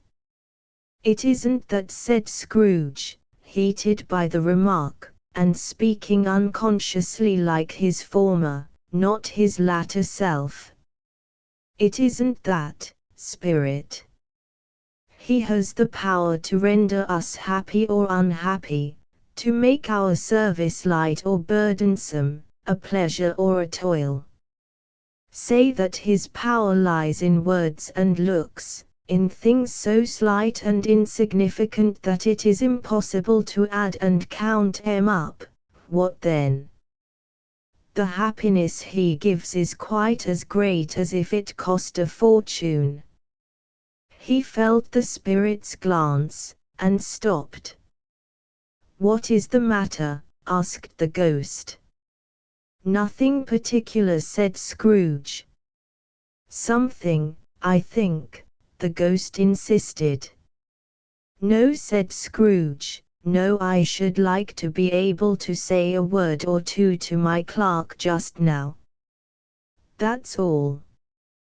His former self turned down the lamps as he gave utterance to the wish, and Scrooge and the ghost again stood side by side in the open air. "My time grows short," observed the spirit. "Quick." This was not addressed to Scrooge, or to anyone whom he could see, but it produced an immediate effect. For again Scrooge saw himself. He was older now, a man in the prime of life. His face had not the harsh and rigid lines of later years, but it had begun to wear the signs of care and avarice. There was an eager, greedy, restless motion in the eye, which showed the passion that had taken root, and where the shadow of the growing tree would fall.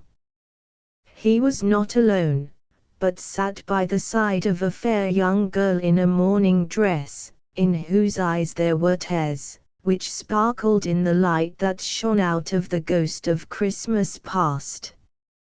"It matters little," she said softly. "To you, very little. Another idol has displaced me, and, if it can cheer and comfort you in time to come as I would have tried to do, I have no just cause to grieve." "What idol has displaced you?" he rejoined.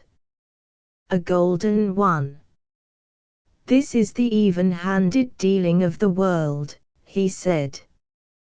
"There is nothing on which it is so hard as poverty, and there is nothing it professes to condemn with such severity as the pursuit of wealth." "You fear the world too much," she answered gently. "All your other hopes have merged into the hope of being beyond the chance of its sordid reproach. I have seen your nobler aspirations fall off one by one, until the master passion, gain, engrosses you. Have I not?" "What then?" he retorted. "Even if I have grown so much wiser, what then? I am not changed towards you." She shook her head. "Am I? Our contract is an old one. It was made when we were both poor, and content to be so, until, in good season, we could improve our worldly fortune by our patient industry. You are changed. When it was made you were another man. I was a boy, he said impatiently.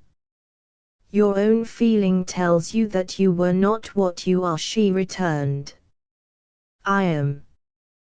That which promised happiness when we were one in heart is fraught with misery now that we are two. How often and how keenly I have thought of this I will not say. It is enough that I have thought of it, and can release you. Have I ever sought release? In words? No. Never. In what, then? In a changed nature, in an altered spirit, in another atmosphere of life, another hope as its great end. In everything that made my love of any worth or value in your sight. If this had never been between us, said the girl, looking mildly, but with steadiness, upon him, tell me, would you seek me out and try to win me now? Ah, no.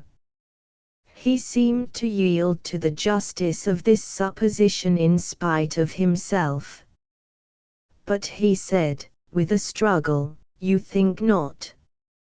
I would gladly think otherwise if I could, she answered. Heaven knows. When I have learned a truth like this, I know how strong and irresistible it must be. But if you were free today, tomorrow, yesterday, can even I believe that you would choose a dowerless girl, you who, in your very confidence with her, weigh everything by gain, or, choosing her, if for a moment you were false enough to your one guiding principle to do so, do I not know that your repentance and regret would surely follow? I do, and I release you.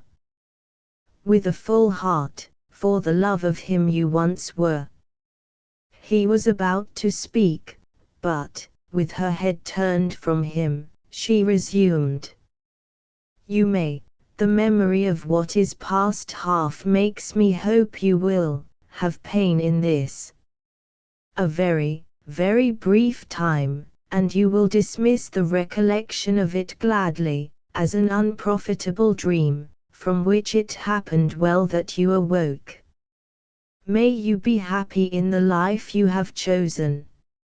She left him, and they parted. Spirit, said Scrooge, show me no more. Conduct me home. Why do you delight to torture me? One shadow more, exclaimed the ghost. No more, cried Scrooge. No more. I don't wish to see it. Show me no more. But the relentless ghost pinioned him in both his arms, and forced him to observe what happened next. They were in another scene and place, a room, not very large or handsome, but full of comfort.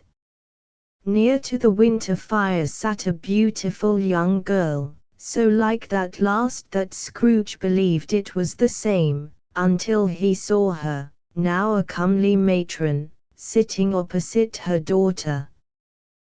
The noise in this room was perfectly tumultuous, for there were more children there than Scrooge in his agitated state of mind could count, and, unlike the celebrated herd in the poem, they were not 40 children conducting themselves like one, but every child was conducting itself like 40. The consequences were uproarious beyond belief, but no one seemed to care. On the contrary, the mother and daughter laughed heartily, and enjoyed it very much, and the latter, soon beginning to mingle in the sports, got pillaged by the young brigands most ruthlessly. What would I not have given to be one of them? Though I never could have been so rude, no, no. I wouldn't for the wealth of all the world have crushed that braided hair, and torn it down, and, for the precious little shoe, I wouldn't have plucked it off, God bless my soul, to save my life. As to measuring her waist in sport, as they did, bold young brood, I couldn't have done it. I should have expected my arm to have grown round it for a punishment, and never come straight again.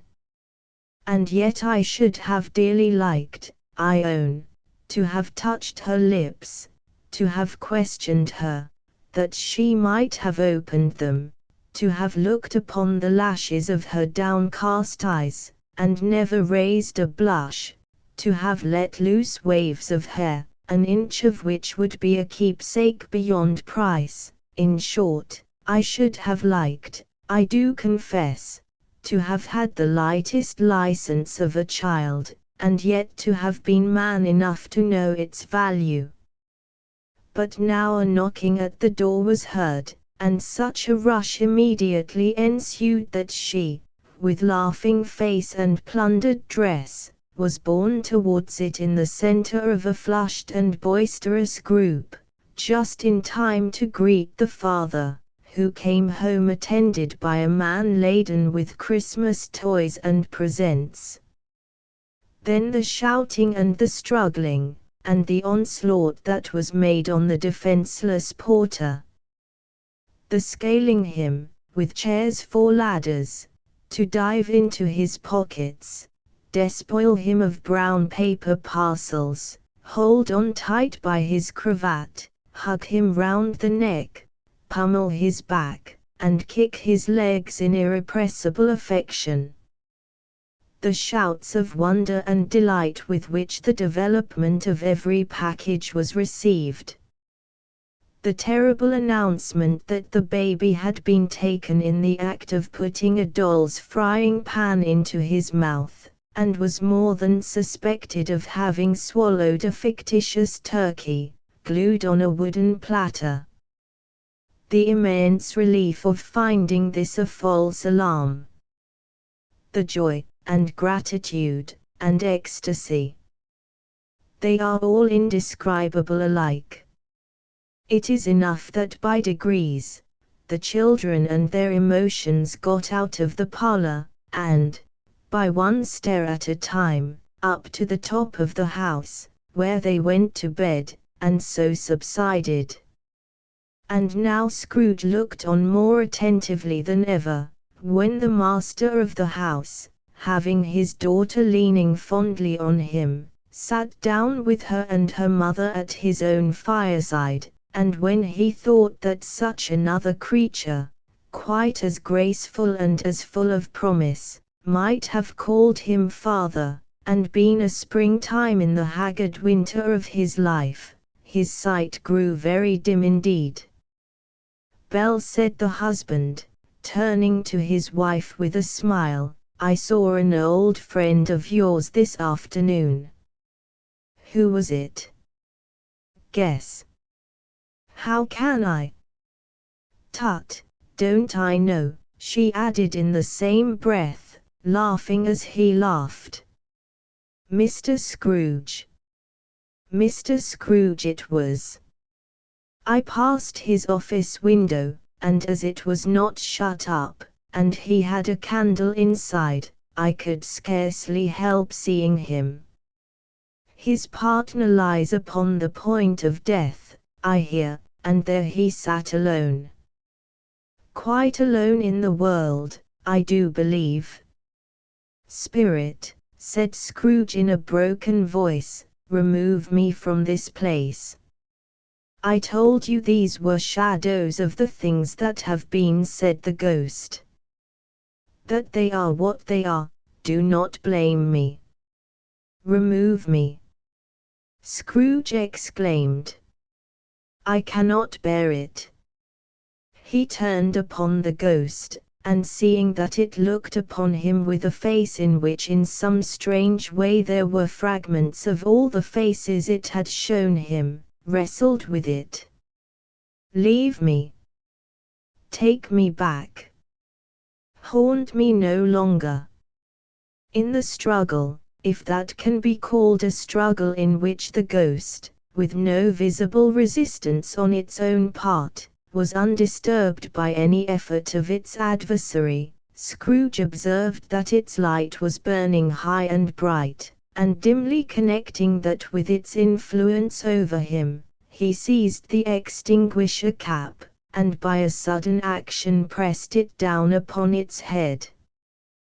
The spirit dropped beneath it, so that the extinguisher covered its whole form, but, though Scrooge pressed it down with all his force, he could not hide the light, which streamed from under it in an unbroken flood upon the ground. He was conscious of being exhausted, and overcome by an irresistible drowsiness, and, further, of being in his own bedroom. He gave the cap a parting squeeze, in which his hand relaxed, and had barely time to reel to bed before he sank into a heavy sleep. Stave 3. The second of the three spirits awaking in the middle of a prodigiously tough snore, and sitting up in bed to get his thoughts together, Scrooge had no occasion to be told that the bell was again upon the stroke of 1. He felt that he was restored to consciousness in the right nick of time, for the especial purpose of holding a conference with the second messenger dispatched to him through Jacob Marley's intervention. But, finding that he turned uncomfortably cold when he began to wonder which of his curtains this new spectre would draw back, he put them every one aside with his own hands, and, lying down again, established a sharp lookout all round the bed. For he wished to challenge the spirit on the moment of its appearance, and did not wish to be taken by surprise and made nervous. Gentlemen of the free and easy sort, who plume themselves on being acquainted with a move or two, and being usually equal to the time of day, express the wide range of their capacity for adventure by observing that they are good for anything from pitch and toss to manslaughter, between which opposite extremes, no doubt, there lies a tolerably wide and comprehensive range of subjects. Without venturing for Scrooge quite as hardily as this, I don't mind calling on you to believe that he was ready for a good broad field of strange appearances, and that nothing between a baby and a rhinoceros would have astonished him very much.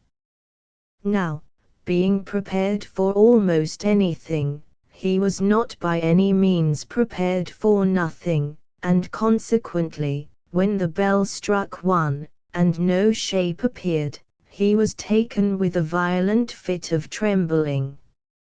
5 minutes, 10 minutes, a quarter of an hour went by, yet nothing came. All this time he lay upon his bed, the very core and center of a blaze of ruddy light, which streamed upon it when the clock proclaimed the hour, and which, being only light, was more alarming than a dozen ghosts, as he was powerless to make out what it meant, or would be at, and was sometimes apprehensive that he might be at that very moment an interesting case of spontaneous combustion, without having the consolation of knowing it. At last, however, he began to think, as you or I would have thought at first, for it is always the person not in the predicament who knows what ought to have been done in it, and would unquestionably have done it too. At last, I say, he began to think that the source and secret of this ghostly light might be in the adjoining room, from whence, on further tracing it, it seemed to shine. This idea taking full possession of his mind, he got up softly, and shuffled in his slippers to the door. The moment Scrooge's hand was on the lock, a strange voice called him by his name, and bade him enter. He obeyed. It was his own room. There was no doubt about that. But it had undergone a surprising transformation. The walls and ceiling were so hung with living green, that it looked a perfect grove, from every part of which bright gleaming berries glistened. The crisp leaves of holly, mistletoe, and ivy reflected back the light, as if so many little mirrors had been scattered there, and such a mighty blaze went roaring up the chimney as that dull petrifaction of a hearth had never known in Scrooge's time, or Molly's, or for many and many a winter season gone. Heaped up on the floor, to form a kind of throne, were turkeys, geese, game, poultry, brawn, great joints of meat, sucking pigs, long wreaths of sausages, mince pies, plum puddings, barrels of oysters, red-hot chestnuts, cherry-cheeked apples, juicy oranges, luscious pears, immense twelfth cakes, and seething bowls of punch, that made the chamber dim with their delicious steam. In easy state upon this couch there sat a jolly giant, glorious to see, who bore a glowing torch, in shape not unlike Plenty's horn, and held it up, high up, to shed its light on Scrooge as he came peeping round the door. "Come in," exclaimed the ghost. "Come in, and know me better, man." Scrooge entered timidly, and hung his head before this spirit. He was not the dogged Scrooge he had been, and, though the spirit's eyes were clear and kind, he did not like to meet them. "I am the ghost of Christmas Present," said the spirit. "Look upon me." Scrooge reverently did so. It was clothed in one simple deep green robe, or mantle, bordered with white fur. This garment hung so loosely on the figure, that its capacious breast was bare, as if disdaining to be warded or concealed by any artifice. Its feet, observable beneath the ample folds of the garment, were also bare, and on its head it wore no other covering than a holly wreath, set here and there with shining icicles. Its dark brown curls were long and free as its genial face, its sparkling eye, its open hand, its cheery voice, its unconstrained demeanor, and its joyful air. Girded round its middle was an antique scabbard, but no sword was in it, and the ancient sheath was eaten up with rust. "You have never seen the like of me before," exclaimed the spirit. "Never," Scrooge made answer to it. "Have never walked forth with the younger members of my family, meaning, for I am very young, my elder brothers born in these later years," pursued the phantom. "I don't think I have," said Scrooge. "I am afraid I have not." "Have you had many brothers, spirit?" "More than 1800, said the ghost. "A tremendous family to provide for," muttered Scrooge. The ghost of Christmas Present rose. "Spirit," said Scrooge submissively, "conduct me where you will. I went forth last night on compulsion, and I learned a lesson which is working now. Tonight, if you have aught to teach me, let me profit by it. Touch my robe." Scrooge did as he was told, and held it fast. Holly, mistletoe, red berries, ivy, turkeys, geese, game, poultry, brawn, meat, pigs, sausages, oysters, pies, puddings, fruit, and punch, all vanished instantly.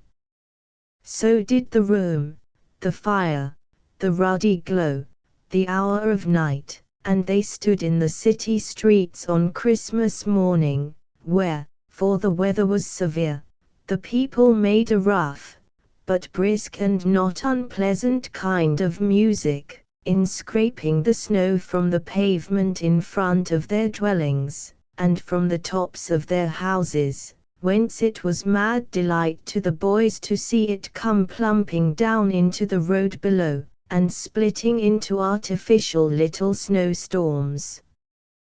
The house fronts looked black enough, and the windows blacker, contrasting with the smooth white sheet of snow upon the roofs, and with the dirtier snow upon the ground, which last deposit had been ploughed up in deep furrows by the heavy wheels of carts and wagons, furrows that crossed and recrossed each other hundreds of times where the great streets branched off, and made intricate channels, hard to trace, in the thick yellow mud and icy water.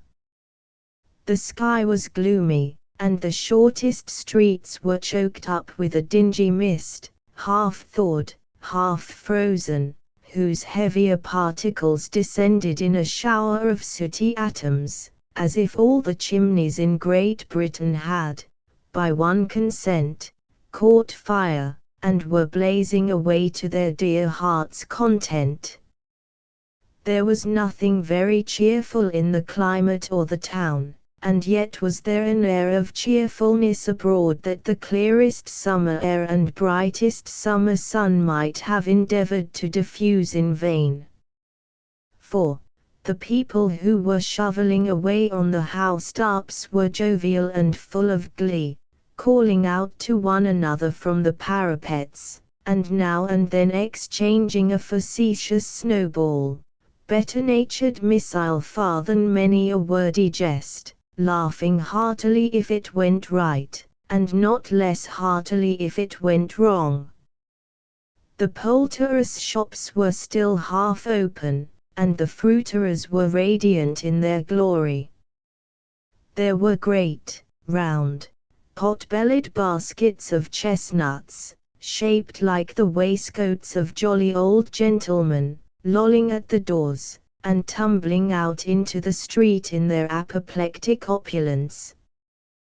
There were ruddy, brown-faced, broad-girthed Spanish onions, shining in the fatness of their growth like Spanish friars, and winking from their shelves in wanton slyness at the girls as they went by, and glanced demurely at the hung-up mistletoe.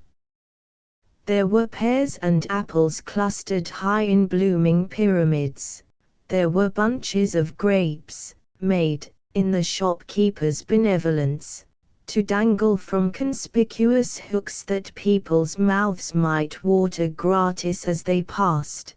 There were piles of filberts, mossy and brown, recalling, in their fragrance, ancient walks among the woods, and pleasant shufflings ankle-deep through withered leaves. There were Norfolk biffins, squab and swarthy, setting off the yellow of the oranges and lemons, and, in the great compactness of their juicy persons, urgently entreating and beseeching to be carried home in paper bags, and eaten after dinner. The very gold and silver fish, set forth among these choice fruits in a bowl, though members of a dull and stagnant-blooded race, appeared to know that there was something going on, and, to a fish, went gasping round and round their little world in slow and passionless excitement. The grocers.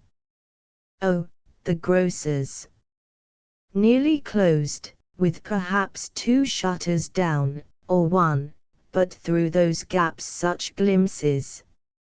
It was not alone that the scales descending on the counter made a merry sound, or that the twine and roller parted company so briskly, or that the canisters were rattled up and down like juggling tricks, or even that the blended scents of tea and coffee were so grateful to the nose, or even that the raisins were so plentiful and rare, the almonds so extremely white, the sticks of cinnamon so long and straight, the other spices so delicious, the candied fruits so caked and spotted with molten sugar as to make the coldest lookers-on feel faint, and subsequently bilious. Nor was it that the figs were moist and pulpy, or that the French plums blushed in modest tartness from their highly decorated boxes, or that everything was good to eat and in its Christmas dress, but the customers were all so hurried and so eager in the hopeful promise of the day, that they tumbled up against each other at the door, crashing their wicker baskets wildly, and left their purchases upon the counter, and came running back to fetch them, and committed hundreds of the like mistakes. In the best humor possible, while the grocer and his people were so frank and fresh, that the polished hearts with which they fastened their aprons behind might have been their own, worn outside for general inspection, and for Christmas doors to peck at if they chose.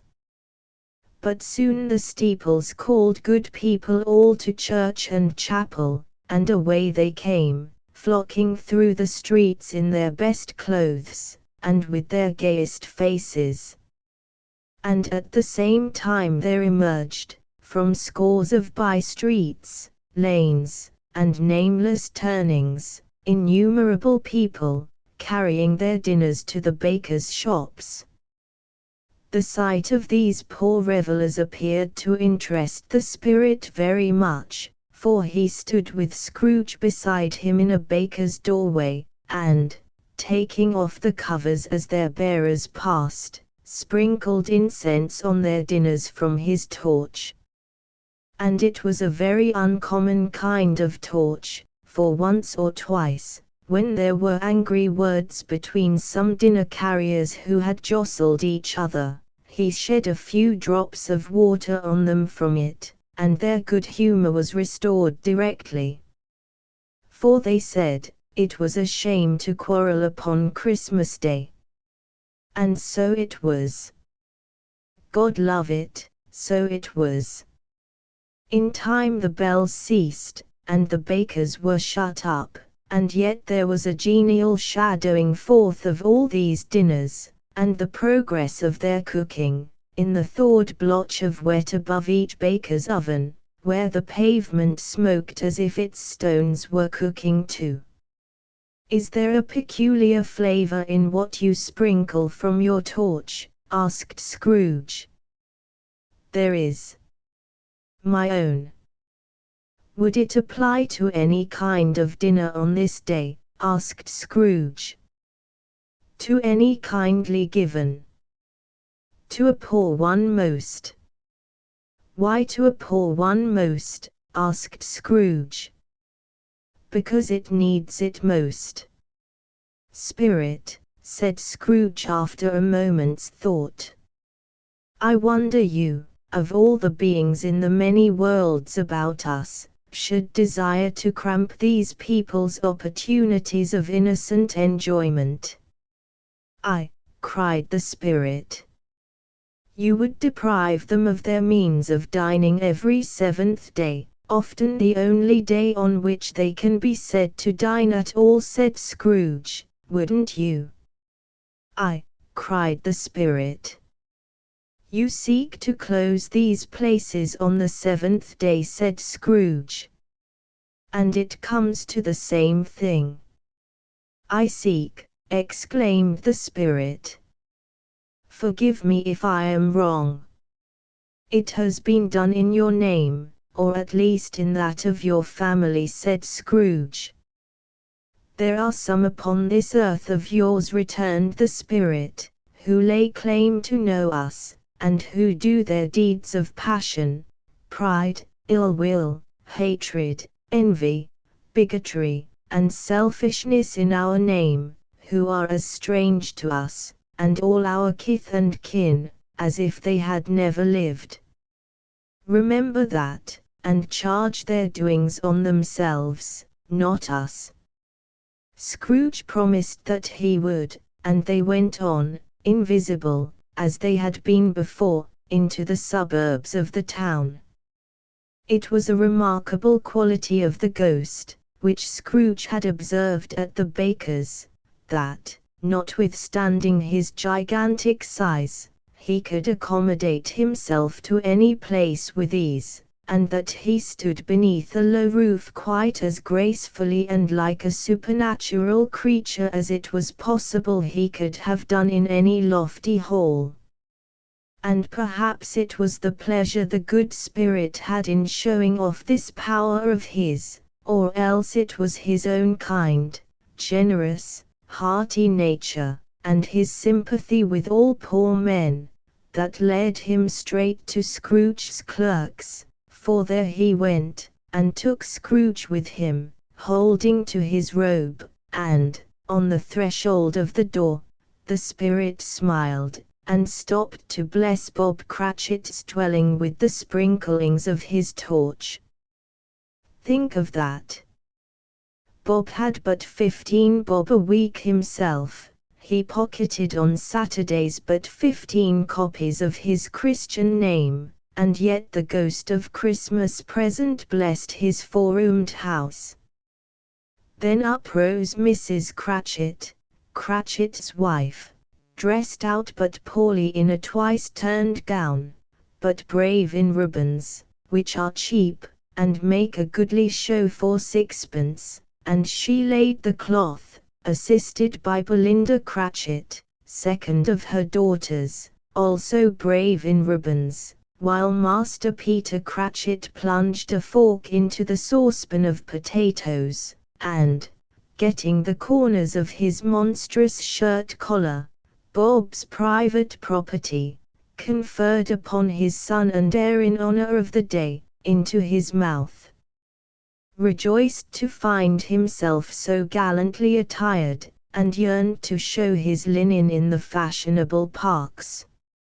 And now 2 smaller Cratchits, boy and girl, came tearing in, screaming that outside the baker's they had smelled the goose, and known it for their own, and, basking in luxurious thoughts of sage and onion, these young Cratchits danced about the table, and exalted Master Peter Cratchit to the skies, while he, not proud, although his collars nearly choked him, blew the fire, until the slow potatoes, bubbling up, knocked loudly at the saucepan lid to be let out and peeled.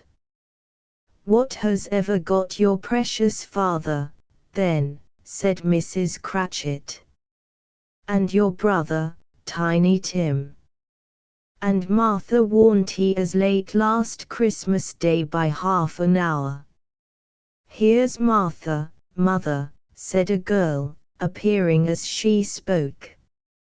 "Here's Martha, mother," cried the 2 young Cratchits. "Hurrah! There's such a goose, Martha." "Why, bless your heart alive, my dear, how late you are," said Mrs. Cratchit, kissing her a dozen times, and taking off her shawl and bonnet for her with officious zeal. "We'd a deal of work to finish up last night," replied the girl, "and had to clear away this morning, mother." "Well, never mind so long as you are come," said Mrs. Cratchit. "Sit ye down before the fire, my dear, and have a warm, Lord bless ye." "No, no. There's father coming," cried the 2 young Cratchits, who were everywhere at once. "Hide, Martha, hide." So Martha hid herself, and in came little Bob, the father, with at least 3 feet of comforter, exclusive of the fringe, hanging down before him, and his threadbare clothes darned up and brushed to look seasonable, and Tiny Tim upon his shoulder. Alas for Tiny Tim, he bore a little crutch, and had his limbs supported by an iron frame. "Why, where's our Martha?" cried Bob Cratchit, looking round.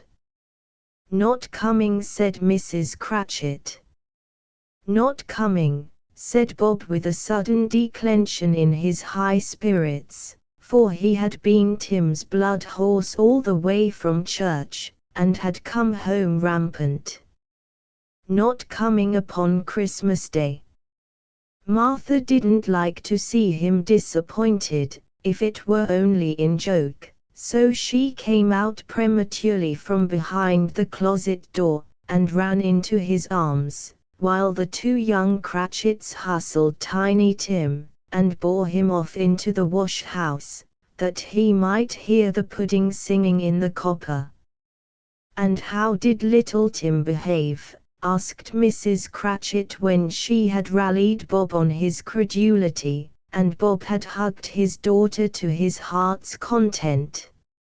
"As good as gold," said Bob, "and better. Somehow, he gets thoughtful, sitting by himself so much, and thinks the strangest things you ever heard. He told me, coming home, that he hoped the people saw him in the church, because he was a cripple, and it might be pleasant to them to remember upon Christmas Day who made lame beggars walk and blind men see." Bob's voice was tremulous when he told them this, and trembled more when he said that Tiny Tim was growing strong and hearty. His active little crutch was heard upon the floor, and back came Tiny Tim before another word was spoken, escorted by his brother and sister to his stool beside the fire, and while Bob, turning up his cuffs, as if, poor fellow, they were capable of being made more shabby, compounded some hot mixture in a jug with gin and lemons, and stirred it round and round, and put it on the hob to simmer, Master Peter and the two ubiquitous young Cratchits went to fetch the goose, with which they soon returned in high procession. Such a bustle ensued that you might have thought a goose the rarest of all birds, a feathered phenomenon, to which a black swan was a matter of course, and, in truth, it was something very like it in that house. Mrs. Cratchit made the gravy, ready beforehand in a little saucepan, hissing hot. Master Peter mashed the potatoes with incredible vigor. Miss Belinda sweetened up the apple sauce. Martha dusted the hot plates. Bob took Tiny Tim beside him in a tiny corner at the table. The two young Cratchits set chairs for everybody, not forgetting themselves, and, mounting guard upon their posts, crammed spoons into their mouths, lest they should shriek for goose before their turn came to be helped. At last the dishes were set on, and grace was said. It was succeeded by a breathless pause, as Mrs. Cratchit, looking slowly all along the carving knife, prepared to plunge it in the breast, but when she did, and when the long-expected gush of stuffing issued forth, one murmur of delight arose all round the board, and even Tiny Tim, excited by the two young Cratchits, beat on the table with the handle of his knife, and feebly cried hurrah! There never was such a goose. Bob said he didn't believe there ever was such a goose cooked. Its tenderness and flavor, size and cheapness, were the themes of universal admiration.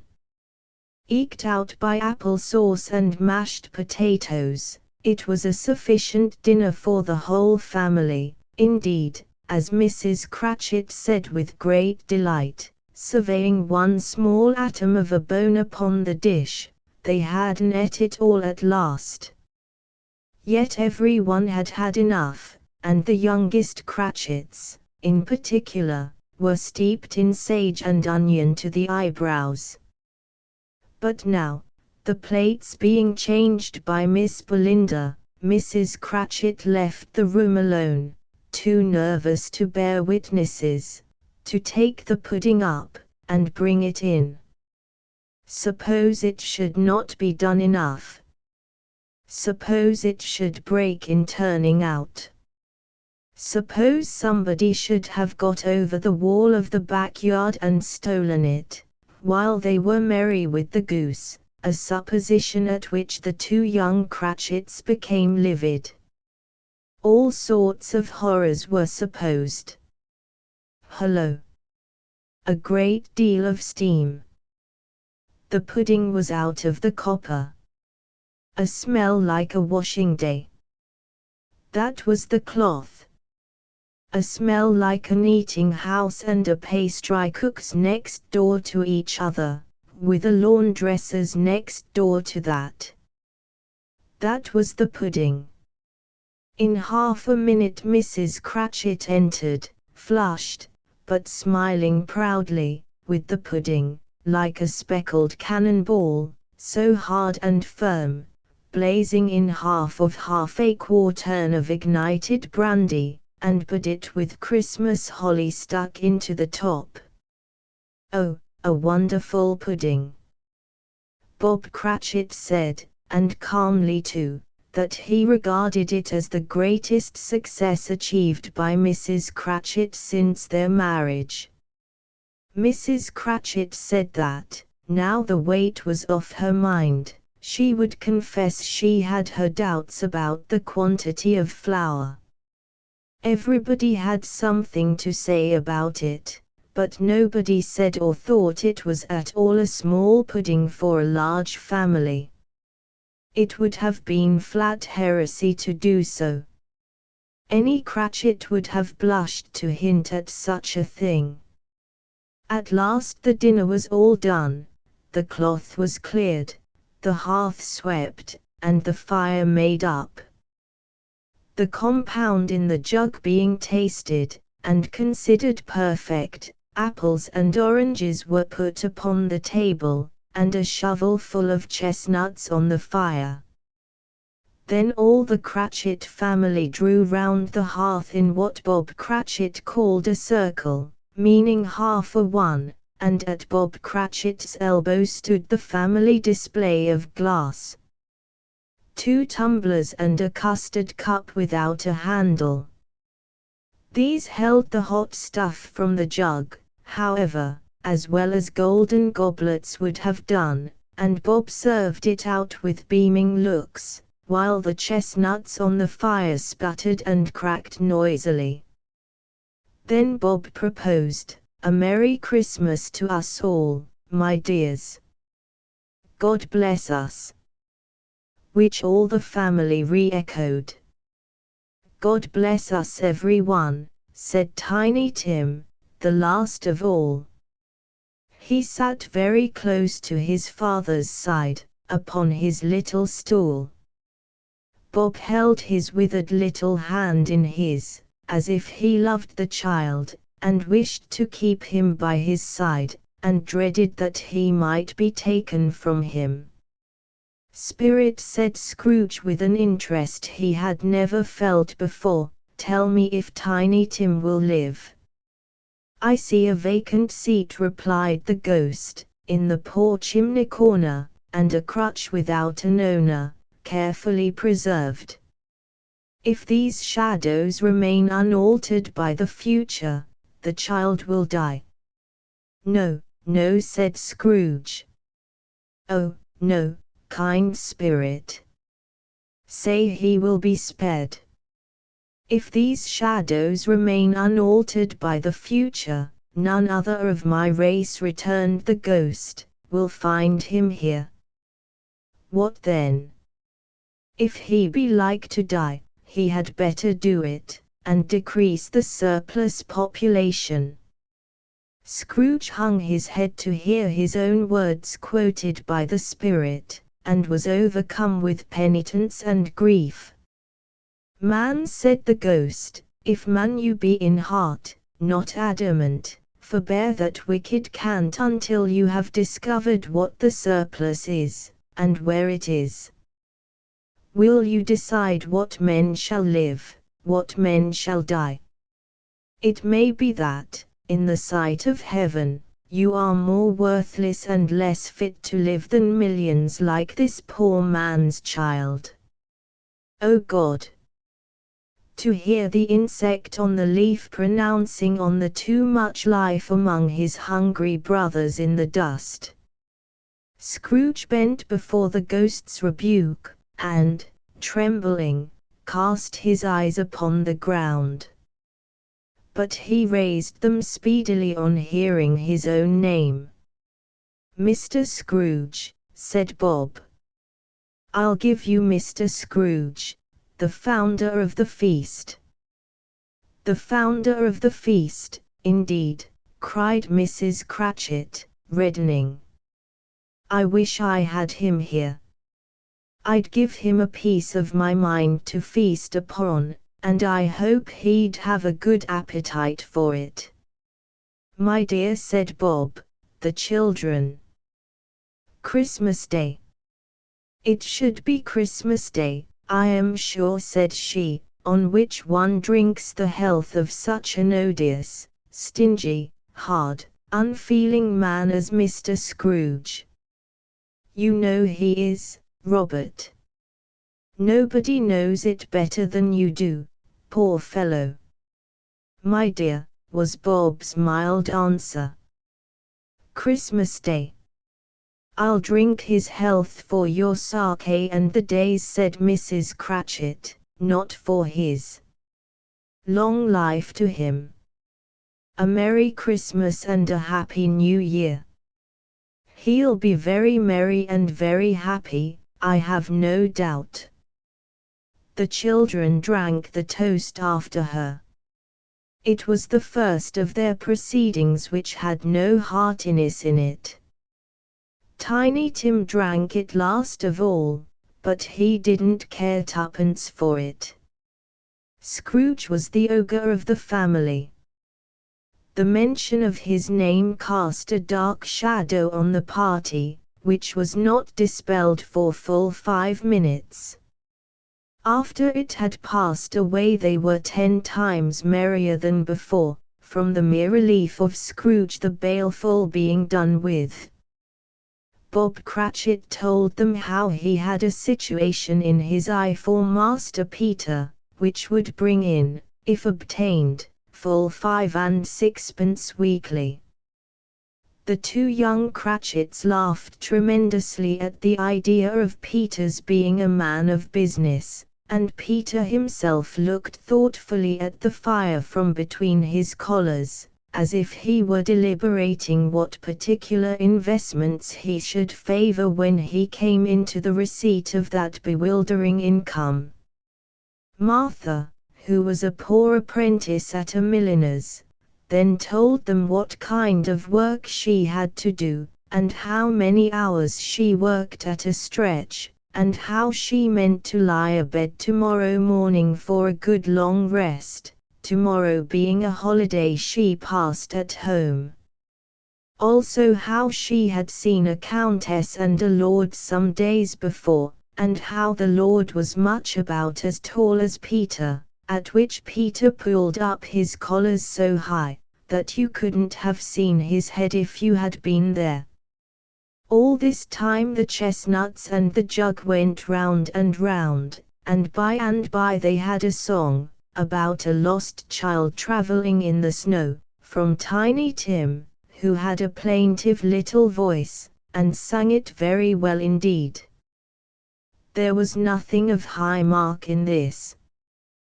They were not a handsome family, they were not well dressed, their shoes were far from being waterproof, their clothes were scanty, and Peter might have known, and very likely did, the inside of a pawnbroker's.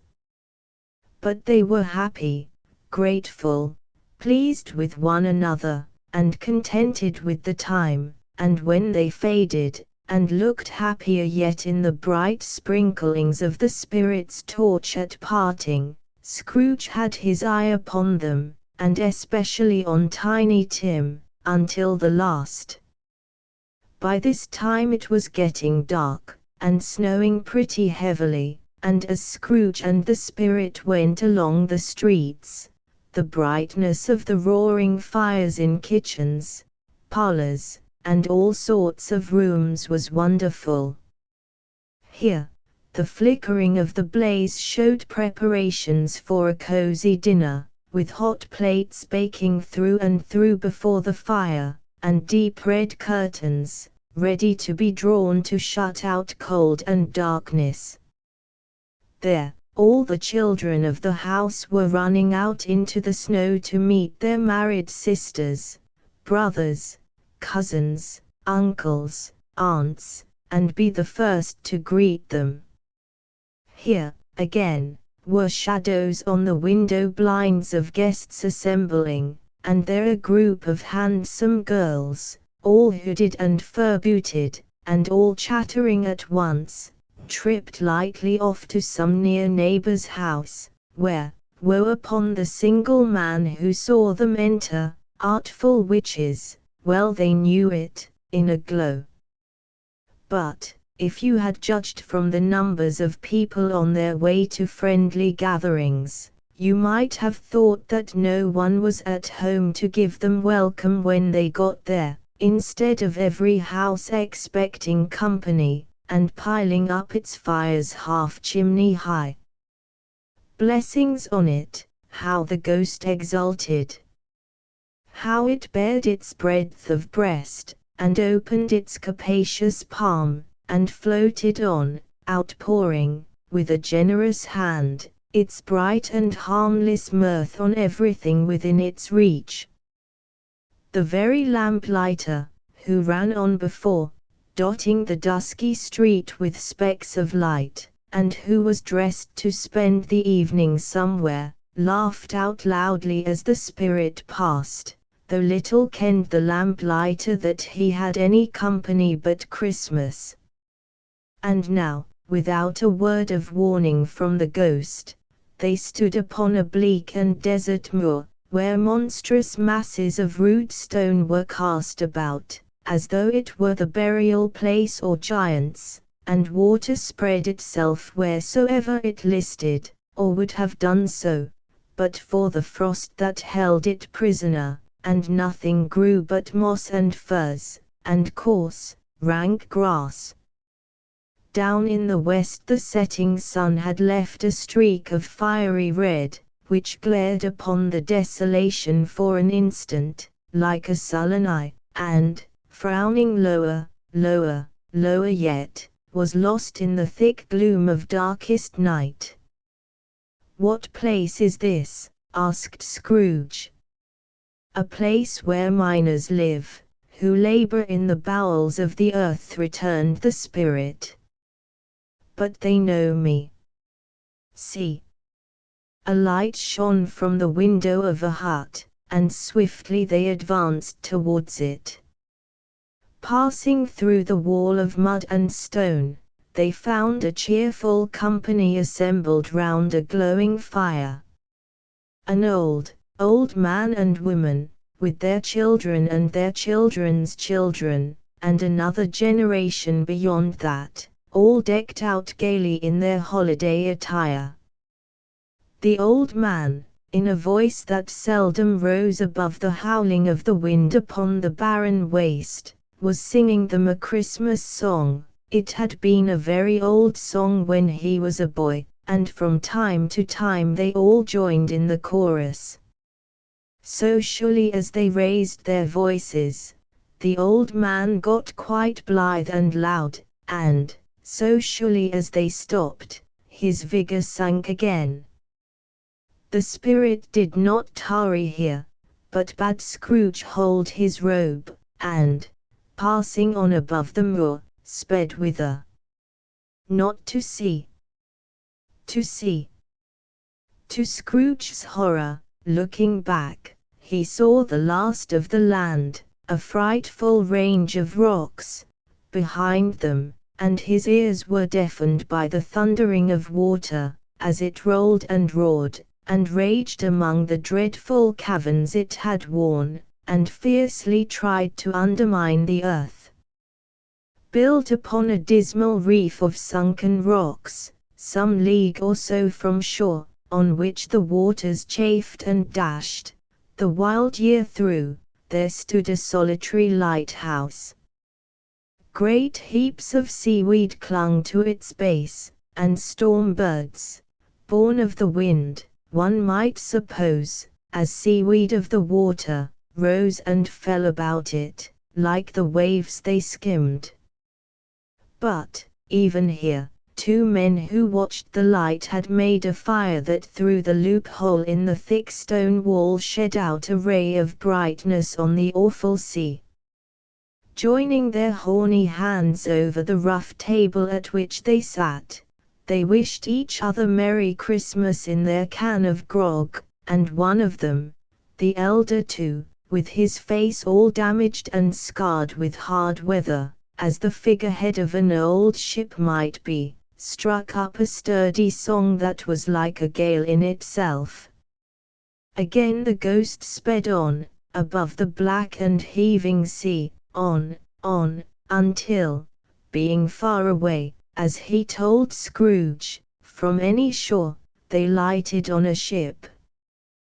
They stood beside the helmsman at the wheel, the lookout in the bow, the officers who had the watch, dark, ghostly figures in their several stations, but every man among them hummed a Christmas tune, or had a Christmas thought, or spoke below his breath to his companion of some bygone Christmas day, with homeward hopes belonging to it. And every man on board, waking or sleeping, good or bad, had had a kinder word for one another on that day than on any day in the year, and had shared to some extent in its festivities, and had remembered those he cared for at a distance, and had known that they delighted to remember him.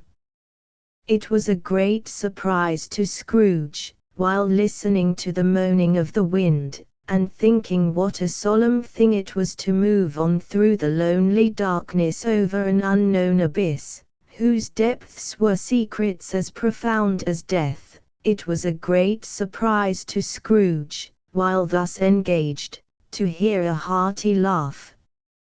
It was a much greater surprise to Scrooge to recognize it as his own nephew's, and to find himself in a bright, dry, gleaming room, with the Spirit standing smiling by his side, and looking at that same nephew with approving affability.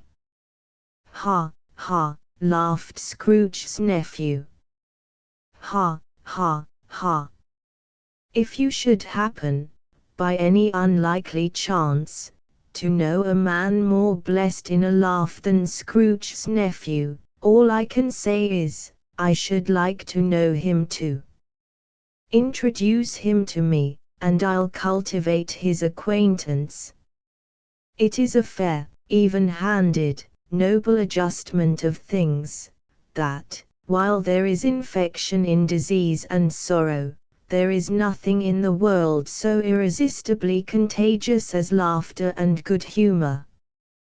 When Scrooge's nephew laughed in this way, holding his sides, rolling his head, and twisting his face into the most extravagant contortions, Scrooge's niece, by marriage, laughed as heartily as he. And their assembled friends, being not a bit behindhand, roared out lustily. "Ha, ha! Ha, ha, ha, ha! He said that Christmas was a humbug, as I live," cried Scrooge's nephew. "He believed it, too." "More shame for him, Fred," said Scrooge's niece indignantly. "Bless those women! They never do anything by halves. They are always in earnest." She was very pretty, exceedingly pretty. With a dimpled, surprised-looking, capital face, a ripe little mouth, that seemed made to be kissed, as no doubt it was, all kinds of good little dots about her chin, that melted into one another when she laughed, and the sunniest pair of eyes you ever saw in any little creature's head. Altogether she was what you would have called provoking, you know, but satisfactory, too. Oh, perfectly satisfactory. "He's a comical old fellow," said Scrooge's nephew, "that's the truth, and not so pleasant as he might be. However, his offences carry their own punishment, and I have nothing to say against him." "I'm sure he is very rich," Fred hinted Scrooge's niece. "At least, you always tell me so." "What of that, my dear?" said Scrooge's nephew. "His wealth is of no use to him. He don't do any good with it. He don't make himself comfortable with it. He hasn't the satisfaction of thinking, ha, ha, ha, that he is ever going to benefit us with it." "I have no patience with him," observed Scrooge's niece. Scrooge's niece's sisters, and all the other ladies, expressed the same opinion. "Oh, I have," said Scrooge's nephew. "I am sorry for him. I couldn't be angry with him if I tried." "Who suffers by his ill whims?" "Himself always. Here he takes it into his head to dislike us, and he won't come and dine with us. What's the consequence? He don't lose much of a dinner." "Indeed, I think he loses a very good dinner," interrupted Scrooge's niece. Everybody else said the same, and they must be allowed to have been competent judges, because they had just had dinner, and, with the dessert upon the table, were clustered round the fire, by lamplight. "Well, I am very glad to hear it," said Scrooge's nephew, "because I haven't any great faith in these young housekeepers. What do you say, Topper?" Topper had clearly got his eye upon one of Scrooge's niece's sisters, for he answered that a bachelor was a wretched outcast, who had no right to express an opinion on the subject. Whereat Scrooge's niece's sister, the plump one with the lace tucker, not the one with the roses, blushed. "Do go on, Fred," said Scrooge's niece, clapping her hands. "He never finishes what he begins to say. He is such a ridiculous fellow." Scrooge's nephew revelled in another laugh, and, as it was impossible to keep the infection off, though the plump sister tried hard to do it with aromatic vinegar, his example was unanimously followed. "I was only going to say," said Scrooge's nephew, "that the consequence of his taking a dislike to us, and not making merry with us, is, as I think, that he loses some pleasant moments, which could do him no harm. I am sure he loses pleasanter companions than he can find in his own thoughts, either in his mouldy old office or his dusty chambers. I mean to give him the same chance every year, whether he likes it or not, for I pity him. He may rail at Christmas till he dies, but he can't help thinking better of it. I defy him, if he finds me going there in good temper, year after year, and saying, 'Uncle Scrooge, how are you?' If it only puts him in the vein to leave his poor clerk £50, that's something, and I think I shook him yesterday." It was their turn to laugh, now, at the notion of his shaking Scrooge. But, being thoroughly good-natured, and not much caring what they laughed at, so that they laughed at any rate. He encouraged them in their merriment, and passed the bottle, joyously. After tea they had some music. For they were a musical family, and knew what they were about when they sung a glee or catch, I can assure you, especially Topper, who could growl away in the bass like a good one, and never swell the large veins in his forehead, or get red in the face over it. Scrooge's niece played well upon the harp, and played, among other tunes, a simple little air, a mere nothing, you might learn to whistle it in 2 minutes, which had been familiar to the child who fetched Scrooge from the boarding school, as he had been reminded by the ghost of Christmas past. When this strain of music sounded, all the things that ghost had shown him came upon his mind. He softened more and more, and thought that if he could have listened to it often, years ago, he might have cultivated the kindnesses of life for his own happiness with his own hands, without resorting to the sexton's spade that buried Jacob Marley. But they didn't devote the whole evening to music.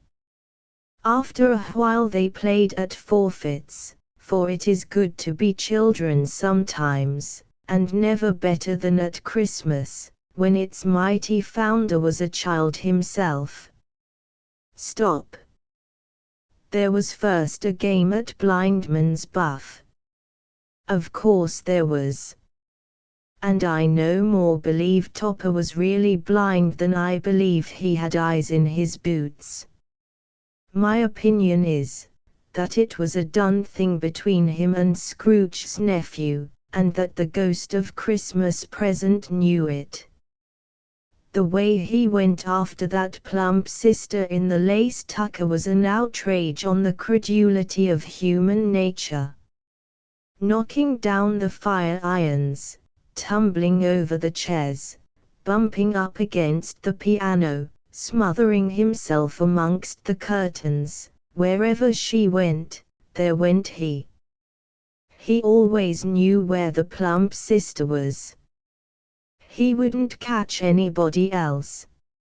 If you had fallen up against him, as some of them did, on purpose, he would have made a feint of endeavoring to seize you, which would have been an affront to your understanding, and would instantly have sidled off in the direction of the plump sister. She often cried out that it wasn't fair, and it really was not. But when, at last, he caught her, when, in spite of all her silken rustlings, and her rapid flutterings past him, he got her into a corner whence there was no escape, then his conduct was the most execrable.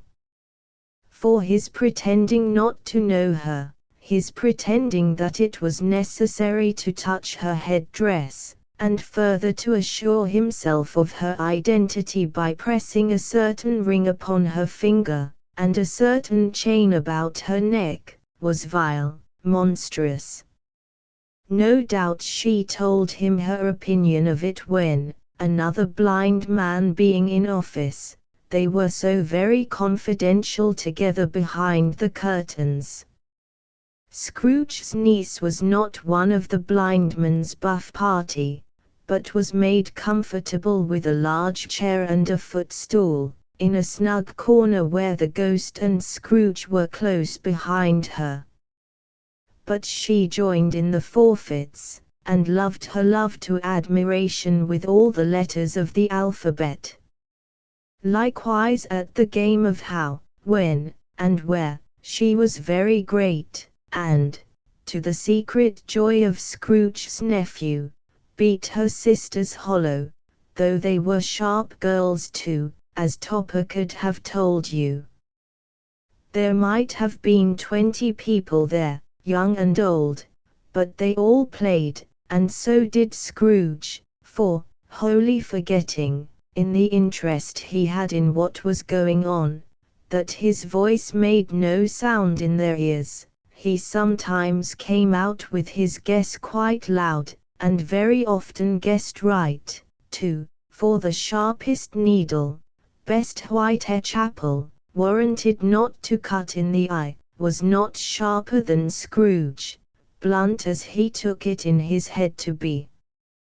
The ghost was greatly pleased to find him in this mood, and looked upon him with such favor, that he begged like a boy to be allowed to stay until the guests departed.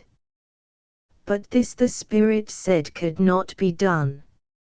"Here is a new game," said Scrooge.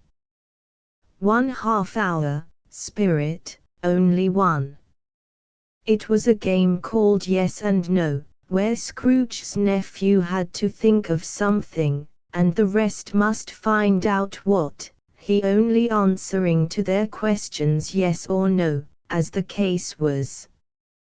The brisk fire of questioning to which he was exposed elicited from him that he was thinking of an animal, a live animal, rather a disagreeable animal, a savage animal, an animal that growled and grunted sometimes, and talked sometimes, and lived in London, and walked about the streets, and wasn't made a show of, and wasn't led by anybody, and didn't live in a menagerie, and was never killed in a market, and was not a horse, or an ass, or a cow, or a bull, or a tiger, or a dog, or a pig, or a cat, or a bear.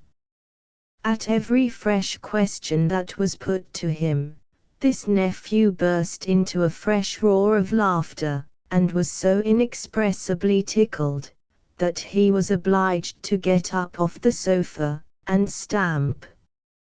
At last the plump sister, falling into a similar state, cried out, "I have found it out.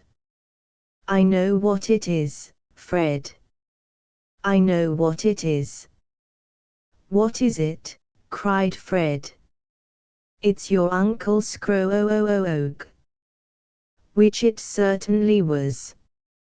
Admiration was the universal sentiment, though some objected that the reply to "Is it a bear?" ought to have been yes, inasmuch as an answer in the negative was sufficient to have diverted their thoughts from Mr. Scrooge, supposing they had ever had any tendency that way.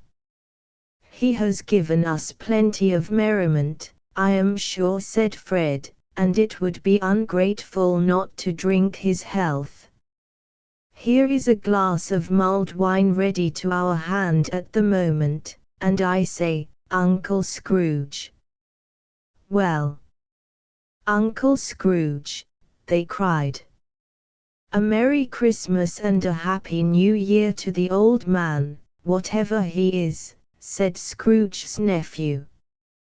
"He wouldn't take it from me, but may he have it nevertheless." Uncle Scrooge.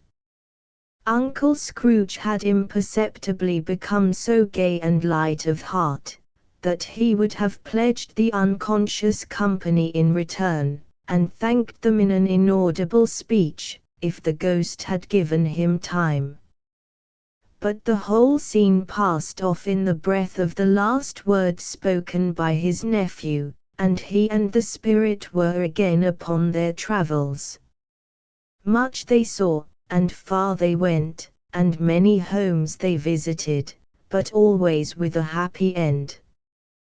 The spirit stood beside sick beds, and they were cheerful, on foreign lands, and they were close at home, by struggling men, and they were patient in their greater hope, by poverty, and it was rich.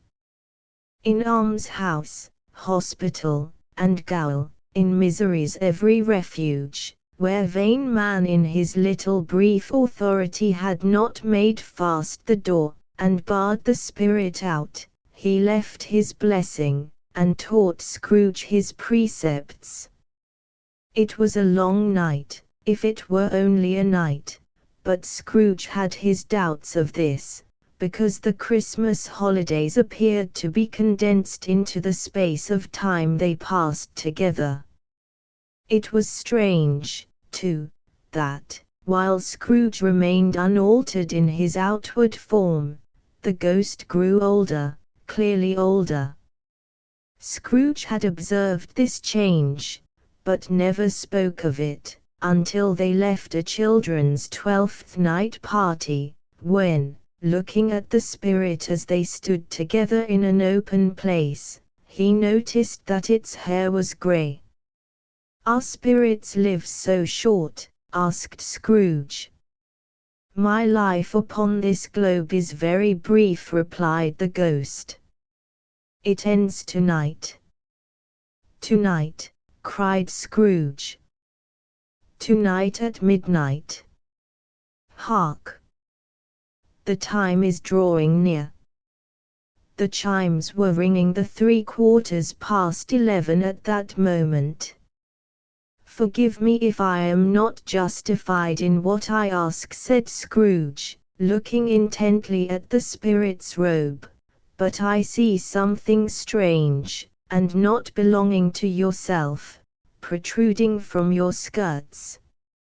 Is it a foot or a claw?" "It might be a claw, for the flesh there is upon it," was the spirit's sorrowful reply. "Look here." From the foldings of its robe it brought 2 children, wretched, abject, frightful, hideous, miserable. They knelt down at its feet, and clung upon the outside of its garment. "Oh, man! Look here! Look, look, down here!" exclaimed the ghost. They were a boy and girl. Yellow, meager, ragged, scowling, wolfish, but prostrate, too, in their humility. Where graceful youth should have filled their features out, and touched them with its freshest tints, a stale and shriveled hand, like that of age, had pinched, and twisted them, and pulled them into shreds.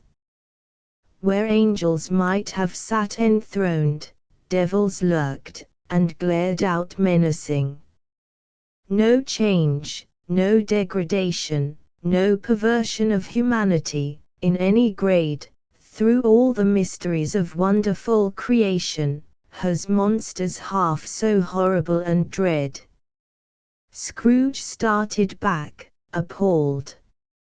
Having them shown to him in this way, he tried to say they were fine children, but the words choked themselves, rather than be parties to a lie of such enormous magnitude.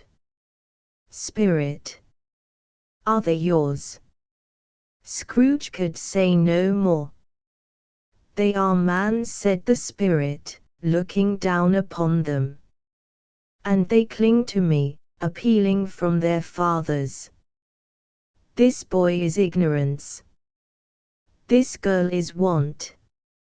Beware of them both, and all of their degree, but most of all beware this boy, for on his brow I see that written which is doom, unless the writing be erased." "Deny it," cried the spirit, stretching out its hand towards the city. "Slander those who tell it ye. Admit it for your factious purposes, and make it worse. And bide the end." "Have they no refuge or resource?" cried Scrooge. "Are there no prisons?" said the spirit, turning on him for the last time with his own words. "Are there no workhouses?" The bell struck 12. Scrooge looked about him for the ghost, and saw it not. As the last stroke ceased to vibrate, he remembered the prediction of old Jacob Marley, and, lifting up his eyes, beheld a solemn phantom, draped and hooded, coming like a mist along the ground towards him. stave for the last of the spirits. The phantom slowly, gravely, silently approached. When it came near him, Scrooge bent down upon his knee, for in the very air through which this spirit moved it seemed to scatter gloom and mystery. It was shrouded in a deep black garment, which concealed its head, its face, its form, and left nothing of it visible, save one outstretched hand. But for this, it would have been difficult to detach its figure from the night, and separate it from the darkness by which it was surrounded. He felt that it was tall and stately when it came beside him, and that its mysterious presence filled him with a solemn dread. He knew no more, for the spirit neither spoke nor moved. "I am in the presence of the ghost of Christmas yet to come," said Scrooge. The spirit answered not, but pointed onward with its hand. "You are about to show me shadows of the things that have not happened, but will happen in the time before us," Scrooge pursued. "Is that so, spirit?" The upper portion of the garment was contracted for an instant in its folds, as if the spirit had inclined its head. That was the only answer he received. Although well used to ghostly company by this time, Scrooge feared the silent shape so much that his legs trembled beneath him, and he found that he could hardly stand when he prepared to follow it. The spirit paused a moment, as observing his condition, and giving him time to recover. But Scrooge was all the worse for this.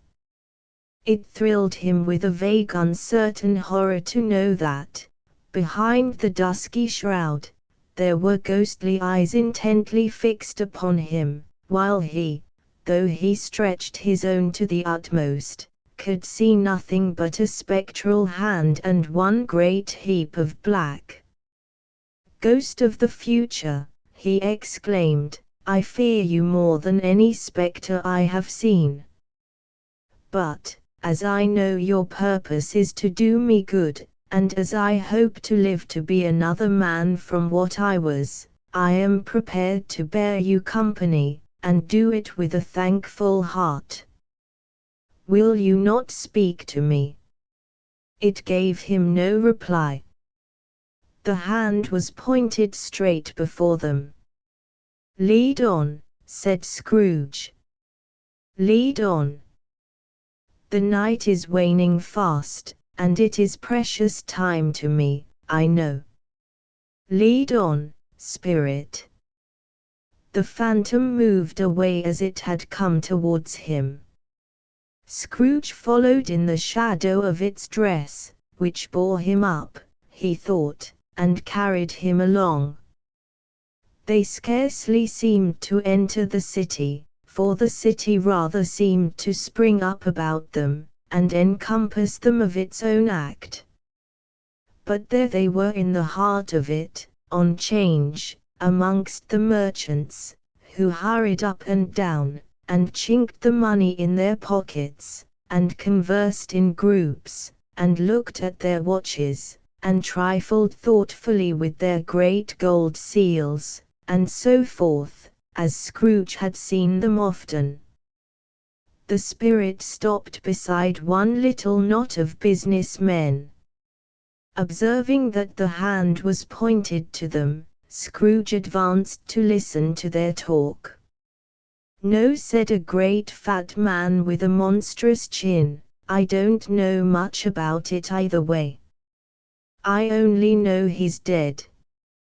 "When did he die?" inquired another. "Last night, I believe."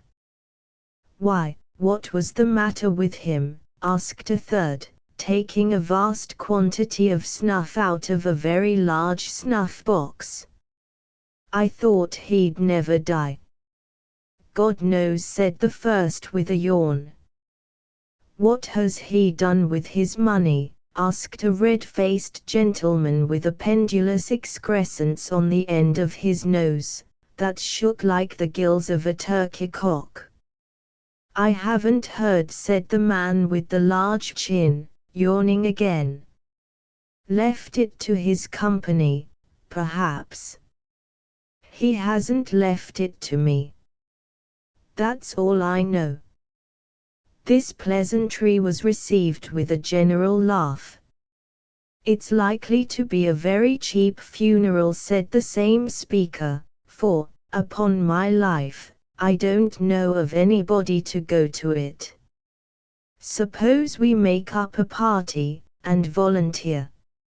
"I don't mind going if a lunch is provided," observed the gentleman with the excrescence on his nose. "But I must be fed if I make one."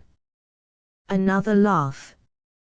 "Well, I am the most disinterested among you, after all," said the first speaker, "for I never wear black gloves, and I never eat lunch. But I'll offer to go if anybody else will.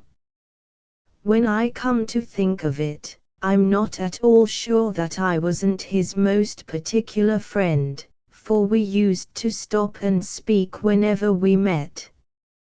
Bye. Speakers and listeners strolled away, and mixed with other groups. Scrooge knew the men, and looked towards the spirit for an explanation. The phantom glided on into a street. Its finger pointed to two persons meeting. Scrooge listened again, thinking that the explanation might lie here. He knew these men, also, perfectly. They were men of business, very wealthy, and of great importance. He had made a point always of standing well in their esteem, in a business point of view, that is, strictly in a business point of view. "How are you?" said one. "How are you?" returned the other. "Well," said the first. "Old Scratch has got his own at last, hey?" "So I am told," returned the second. "Cold, isn't it? Seasonable for Christmas time. You are not a skater, I suppose?" No. Something else to think of." "Good morning." Not another word. That was their meeting, their conversation, and their parting. Scrooge was at first inclined to be surprised that the spirit should attach importance to conversations apparently so trivial, but, feeling assured that they must have some hidden purpose, he set himself to consider what it was likely to be. They could scarcely be supposed to have any bearing on the death of Jacob, his old partner, for that was past, and this ghost's province was the future. Nor could he think of any one immediately connected with himself, to whom he could apply them. But nothing doubting that, to whomsoever they applied, they had some latent moral for his own improvement, he resolved to treasure up every word he heard, and everything he saw, and especially to observe the shadow of himself when it appeared. For he had an expectation that the conduct of his future self would give him the clue he missed, and would render the solution of these riddles easy. He looked about in that very place for his own image, but another man stood in his accustomed corner, and, though the clock pointed to his usual time of day for being there, he saw no likeness of himself among the multitudes that poured in through the porch. It gave him little surprise, however, for he had been revolving in his mind a change of life, and thought and hoped he saw his newborn resolutions carried out in this. Quiet and dark, beside him stood the phantom, with its outstretched hand. When he roused himself from his thoughtful quest, he fancied, from the turn of the hand, and its situation in reference to himself, that the unseen eyes were looking at him keenly. It made him shudder, and feel very cold. They left the busy scene, and went into an obscure part of the town, where Scrooge had never penetrated before, although he recognized its situation and its bad repute. The ways were foul and narrow, the shops and houses wretched, the people half naked, drunken, slipshod, ugly. Alleys and archways, like so many cesspools, disgorged their offences of smell, and dirt, and life upon the straggling streets, and the whole quarter reeked with crime, with filth and misery. Far in this den of infamous resort, there was a low-browed, beetling shop, below a penthouse roof, where iron, old rags, bottles, bones, and greasy offal were bought. Upon the floor within were piled up heaps of rusty keys, nails, chains, hinges, files, scales, weights, and refuse iron of all kinds. Secrets that few would like to scrutinize were bred and hidden in mountains of unseemly rags, masses of corrupted fat, and sepulchres of bones. Sitting in among the wares he dealt in, by a charcoal stove made of old bricks, was a grey-haired rascal, nearly 70 years of age, who had screened himself from the cold air without by a fruzy curtaining of miscellaneous tatters hung upon a line, and smoked his pipe in all the luxury of calm retirement. Scrooge and the Phantom came into the presence of this man, just as a woman with a heavy bundle slunk into the shop. But she had scarcely entered, when another woman, similarly laden, came in too, and she was closely followed by a man in faded black, who was no less startled by the sight of them than they had been upon the recognition of each other. After a short period of blank astonishment, in which the old man with the pipe had joined them, they all three burst into a laugh. "Let the charwoman alone to be the first," cried she who had entered first. "Let the laundress alone to be the second, and let the undertaker's man alone to be the third. Look here, old Joe, here's a chance. If we haven't all three met here without meaning it." "You couldn't have met in a better place," said old Joe, removing his pipe from his mouth. "Come into the parlor. You were made free of it long ago, you know, and the other 2 strangers. Stop till I shut the door of the shop. Ah! How it squeaks! There ain't such a rusty bit of metal in the place as its own hinges, I believe, and I'm sure there's no such old bones here as mine. Ha! Ha! We're all suitable to our calling, we're well matched. Come into the parlor. Come into the parlor." The parlor was the space behind the screen of rags. The old man raked the fire together with an old stair rod, and, having trimmed his smoky lamp, for it was night, with the stem of his pipe, put it into his mouth again. While he did this, the woman who had already spoken threw her bundle on the floor, and sat down in a flaunting manner on a stool, crossing her elbows on her knees, and looking with a bold defiance at the other two. "What odds, then? What odds, Mrs. Dilber?" said the woman. Every person has a right to take care of themselves. He always did. That's true, indeed, said the laundress. No man more so. Why, then, don't stand staring as if you was afraid, woman. Who's the wiser? We're not going to pick holes in each other's coats, I suppose. No, indeed, said Mrs. Dilber and the man together. We should hope not. Very well, then, cried the woman. That's enough. Who's the worse for the loss of a few things like these?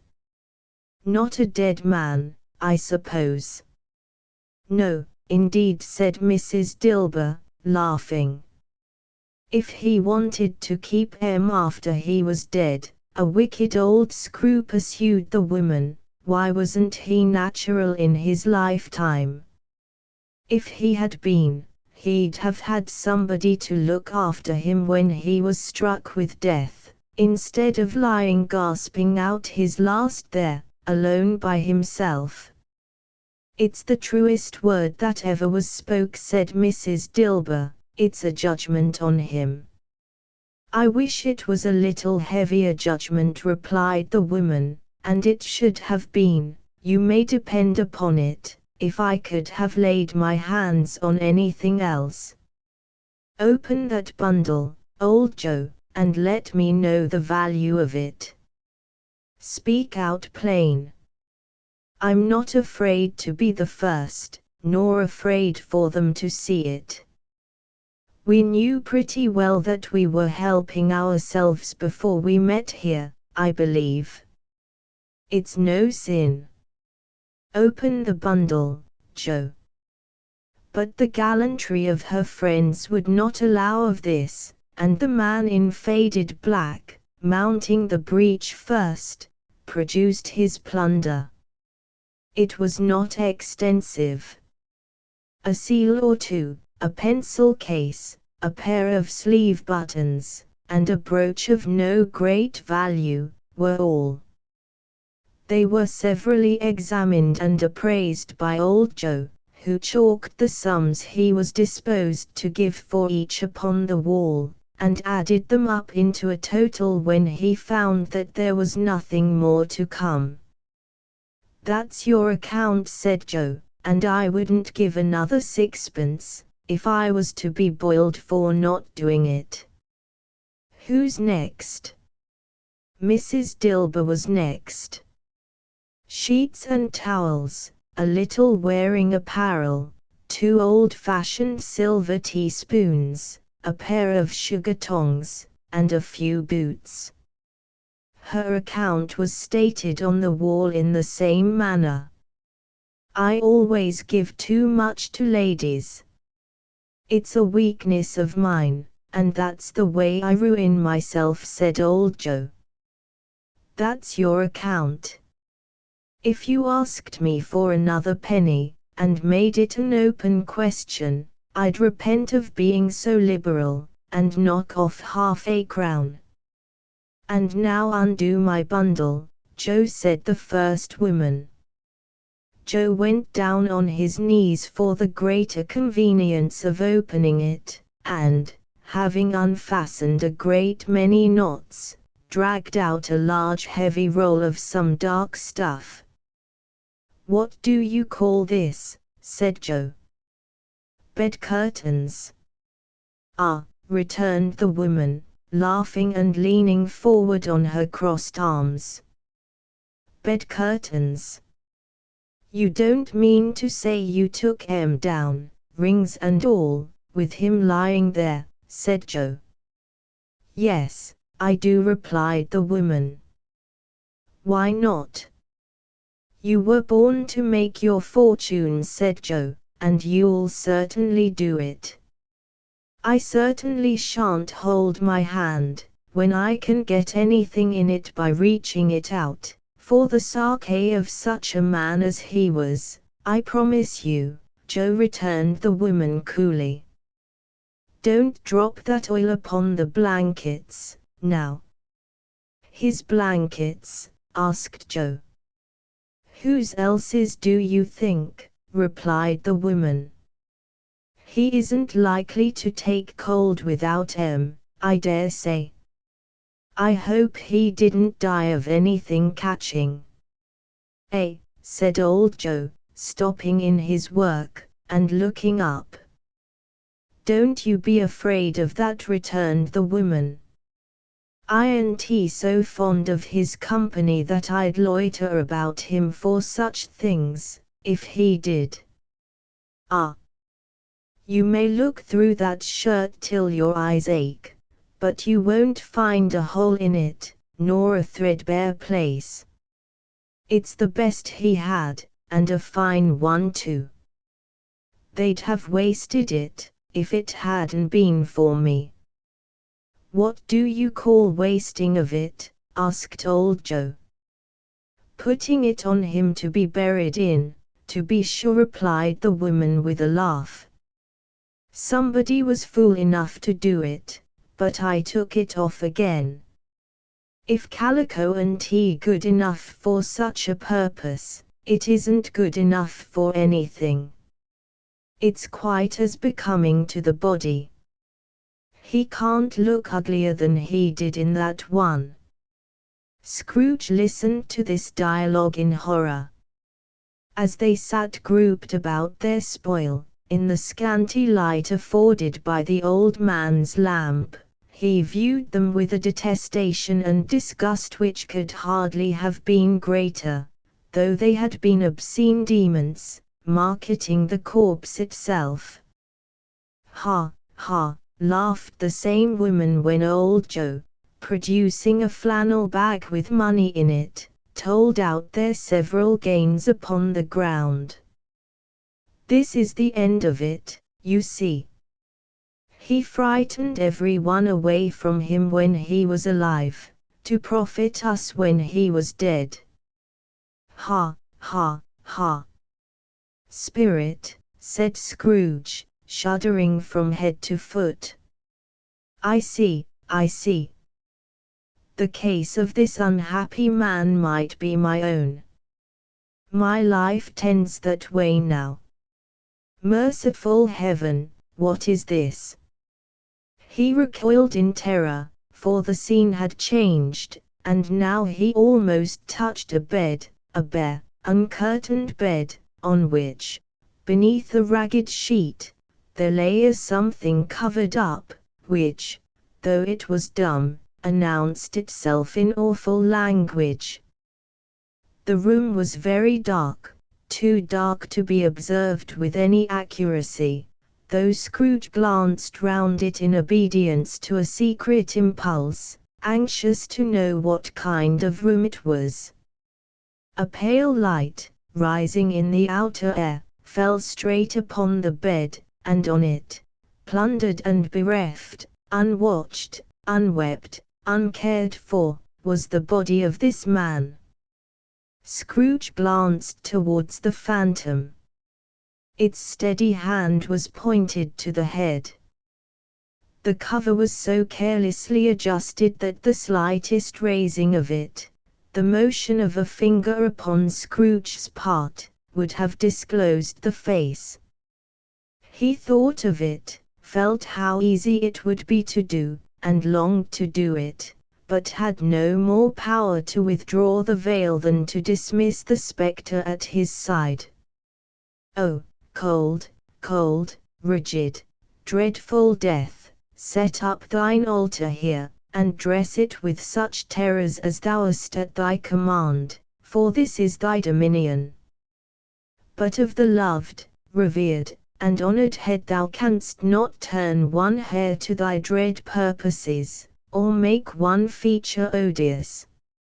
It is not that the hand is heavy, and will fall down when released, it is not that the heart and pulse are still, but that the hand was open, generous, and true, the heart brave, warm, and tender, and the pulse a man's. Strike, shadow, strike. and see his good deeds springing from the wound, to sow the world with life immortal. No voice pronounced these words in Scrooge's ears, and yet he heard them when he looked upon the bed. He thought, if this man could be raised up now, what would be his foremost thoughts? Avarice, hard dealing, griping cares. They have brought him to a rich end, truly. He lay, in the dark, empty house, with not a man, a woman, or a child to say he was kind to me in this or that, and for the memory of one kind word I will be kind to him. A cat was tearing at the door, and there was a sound of gnawing rats beneath the hearthstone. What they wanted in the room of death, and why they were so restless and disturbed, Scrooge did not dare to think. "Spirit," he said, "this is a fearful place. In leaving it, I shall not leave its lesson, trust me. Let us go." Still the ghost pointed with an unmoved finger to the head. "I understand you," Scrooge returned, "and I would do it if I could. But I have not the power, Spirit. I have not the power." Again it seemed to look upon him. "If there is any person in the town who feels emotion caused by this man's death," said Scrooge, quite agonized, "show that person to me, Spirit. I beseech you." The phantom spread its dark robe before him for a moment, like a wing, and, withdrawing it, revealed a room by daylight, where a mother and her children were. She was expecting someone, and with anxious eagerness, for she walked up and down the room, started at every sound, looked out from the window, glanced at the clock, tried, but in vain, to work with her needle, and could hardly bear the voices of her children in their play. At length the long-expected knock was heard. She hurried to the door, and met her husband, a man whose face was careworn and depressed, though he was young.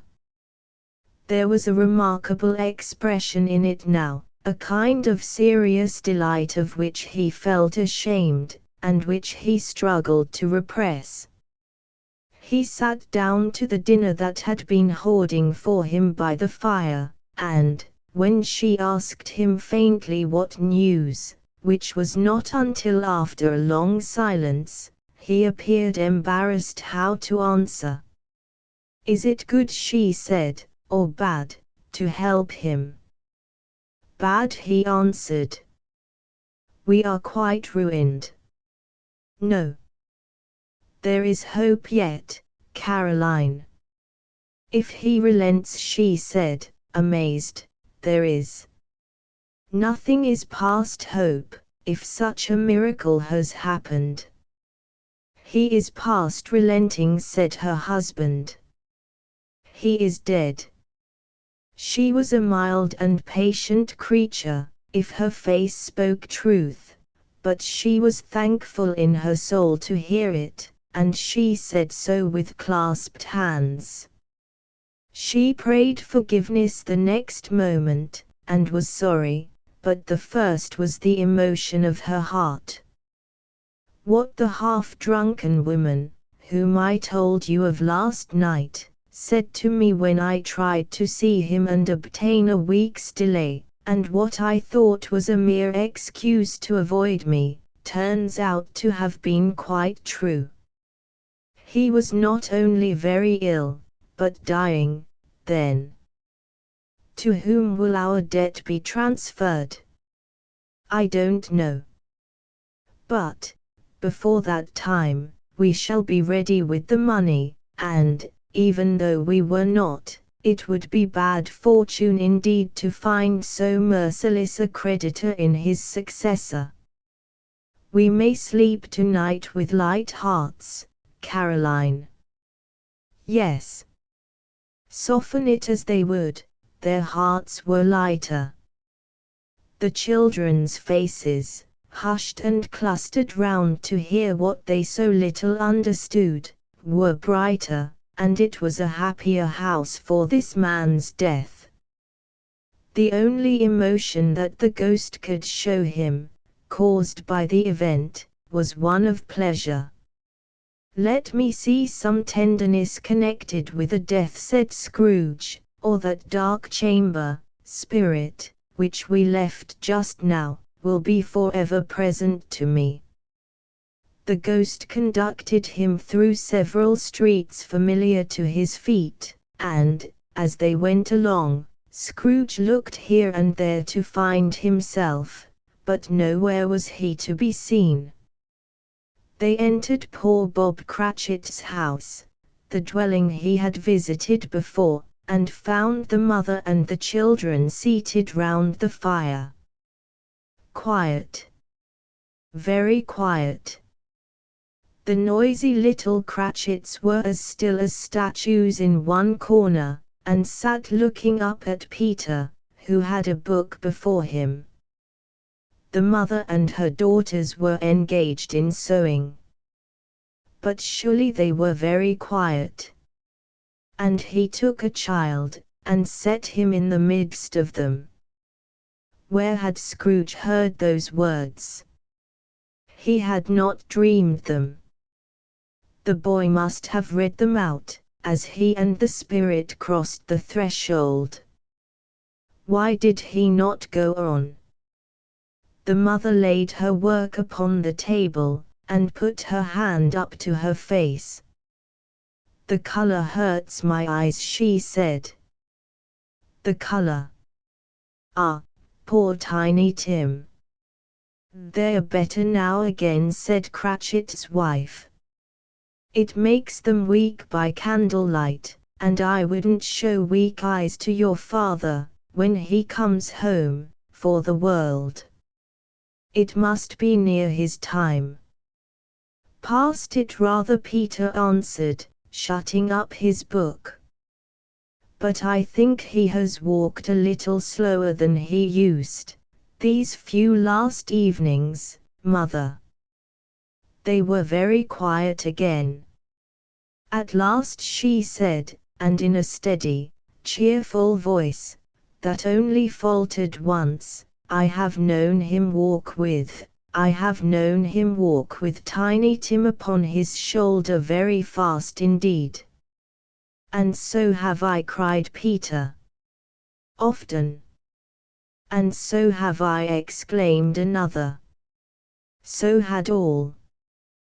"But he was very light to carry," she resumed, intent upon her work, "and his father loved him so, that it was no trouble, no trouble. And there is your father at the door." She hurried out to meet him, and little Bob in his comforter, he had need of it, poor fellow, came in. His tea was ready for him on the hob, and they all tried who should help him to it most. Then the two young Cratchits got upon his knees, and laid, each child, a little cheek against his face, as if they said, "Don't mind it, Father. Don't be grieved." Bob was very cheerful with them, and spoke pleasantly to all the family. He looked at the work upon the table, and praised the industry and speed of Mrs. Cratchit and the girls. They would be done long before Sunday, he said. "Sunday? You went today, then, Robert?" said his wife. "Yes, my dear," returned Bob. "I wish you could have gone. It would have done you good to see how green a place it is. But you'll see it often." I promised him that I would walk there on a Sunday. "My little child," cried Bob. "My little child." He broke down all at once. He couldn't help it. If he could have helped it, he and his child would have been farther apart, perhaps, than they were. He left the room, and went upstairs into the room above, which was lighted cheerfully, and hung with Christmas. There was a chair set close beside the child, and there were signs of someone having been there lately. Poor Bob sat down in it, and, when he had thought a little and composed himself, he kissed the little face. He was reconciled to what had happened, and went down again quite happy. They drew about the fire, and talked, the girls and mother working still. Bob told them of the extraordinary kindness of Mr. Scrooge's nephew, whom he had scarcely seen but once, and who, meeting him in the street that day, and seeing that he looked a little, just a little down, you know, said Bob, inquired what had happened to distress him. On which said Bob, for he is the pleasantest spoken gentleman you ever heard, I told him, I am heartily sorry for it, Mr. Cratchit, he said, and heartily sorry for your good wife. By the by, how he ever knew that I don't know. Knew what, my dear? Why, that you were a good wife, replied Bob. Everybody knows that, said Peter. Very well observed, my boy, cried Bob. I hope they do. Heartily sorry, he said, for your good wife. If I can be of service to you in any way, he said, giving me his card, that's where I live. Pray come to me. Now, it wasn't, cried Bob, for the sake of anything he might be able to do for us, so much as for his kind way, that this was quite delightful. It really seemed as if he had known our Tiny Tim, and felt with us. I'm sure he's a good soul, said Mrs. Cratchit. You would be sure of it, my dear, returned Bob, if you saw and spoke to him. I shouldn't be at all surprised, mark what I say, if he got Peter a better situation. Only hear that, Peter, said Mrs. Cratchit. And then cried one of the girls, Peter will be keeping company with someone, and setting up for himself. Get along with you, retorted Peter, grinning. It's just as likely as not, said Bob, one of these days, though there's plenty of time for that, my dear. But, however and whenever we part from one another, I am sure we shall none of us forget poor Tiny Tim, shall we, or this first parting that there was among us? Never, father, cried they all. And I know, said Bob, I know, my dears, that when we recollect how patient and how mild he was, although he was a little child, we shall not quarrel easily among ourselves, and forget poor Tiny Tim in doing it. No, never, father, they all cried again. I am very happy, said little Bob, I am very happy. Mrs. Cratchit kissed him, his daughters kissed him, the two young Cratchits kissed him, and Peter and himself shook hands. Spirit of Tiny Tim, thy childish essence was from God. Spectre, said Scrooge, something informs me that our parting moment is at hand. I know it, but I know not how. Tell me what man that was whom we saw lying dead.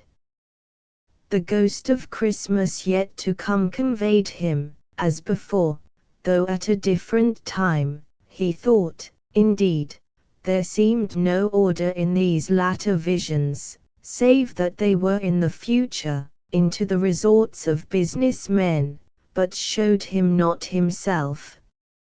Indeed, the spirit did not stay for anything, but went straight on, as to the end just now desired, until besought by Scrooge to tarry for a moment. "This court," said Scrooge, "through which we hurry now, is where my place of occupation is, and has been for a length of time. I see the house. Let me behold what I shall be in days to come." The spirit stopped. The hand was pointed elsewhere. "The house is yonder," Scrooge exclaimed. "Why do you point away?" The inexorable finger underwent no change. Scrooge hastened to the window of his office, and looked in. It was an office still, but not his. The furniture was not the same, and the figure in the chair was not himself. The phantom pointed as before. He joined it once again, and, wondering why and whither he had gone, accompanied it until they reached an iron gate. He paused to look round before entering. A churchyard. Here, then, the wretched man, whose name he had now to learn, lay underneath the ground. It was a worthy place. Walled in by houses, overrun by grass and weeds, the growth of vegetation's death, not life, choked up with too much burying, fat with replete appetite. A worthy place. The spirit stood among the graves, and pointed down to one. He advanced towards it trembling. The phantom was exactly as it had been, but he dreaded that he saw new meaning in its solemn shape. "Before I draw nearer to that stone to which you point," said Scrooge, "answer me one question. Are these the shadows of the things that will be, or are they shadows of the things that may be only?" Still the ghost pointed downward to the grave by which it stood. "Men's courses will foreshadow certain ends, to which, if persevered in, they must lead," said Scrooge. "But if the courses be departed from, the ends will change. Say it is thus with what you show me." The spirit was immovable as ever. Scrooge crept towards it, trembling as he went, and, following the finger, read upon the stone of the neglected grave his own name, Ebenezer Scrooge. "Am I that man who lay upon the bed?" he cried upon his knees. The finger pointed from the grave to him, and back again. "No, spirit. Oh no, no." The finger still was there. "Spirit," he cried, tight clutching at its robe, "hear me. I am not the man I was. I will not be the man I must have been but for this intercourse. Why show me this, if I am past all hope?" For the first time the hand appeared to shake. "Good spirit," he pursued, as down upon the ground he fell before it, "your nature intercedes for me, and pities me. Assure me that I yet may change these shadows you have shown me by an altered life." The kind hand trembled. "I will honor Christmas in my heart, and try to keep it all the year. I will live in the past, the present, and the future. The spirits of all three shall strive within me. I will not shut out the lessons that they teach. Oh, tell me I may sponge away the writing on this stone." In his agony, he caught the spectral hand. It sought to free itself, but he was strong in his entreaty, and detained it. The spirit, stronger yet, repulsed him. Holding up his hands in a last prayer to have his fate reversed, he saw an alteration in the phantom's hood and dress. It shrunk, collapsed, and dwindled down into a bedpost. Stave 5 the end of it, yes. And the bedpost was his own. The bed was his own, the room was his own. Best and happiest of all, the time before him was his own, to make amends in. I will live in the past, the present, and the future, Scrooge repeated as he scrambled out of bed. The spirits of all three shall strive within me. Oh, Jacob Marley! Heaven and the Christmas time be praised for this. I say it on my knees, old Jacob, on my knees. He was so fluttered and so glowing with his good intentions, that his broken voice would scarcely answer to his call. He had been sobbing violently in his conflict with the spirit, and his face was wet with tears.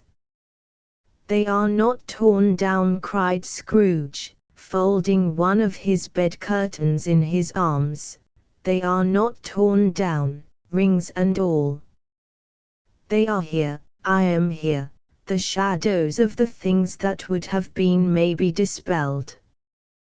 They will be. I know they will. His hands were busy with his garments all this time, turning them inside out, putting them on upside down, tearing them, mislaying them, making them parties to every kind of extravagance. I don't know what to do, cried Scrooge, laughing and crying in the same breath, and making a perfect laocoon of himself with his stockings.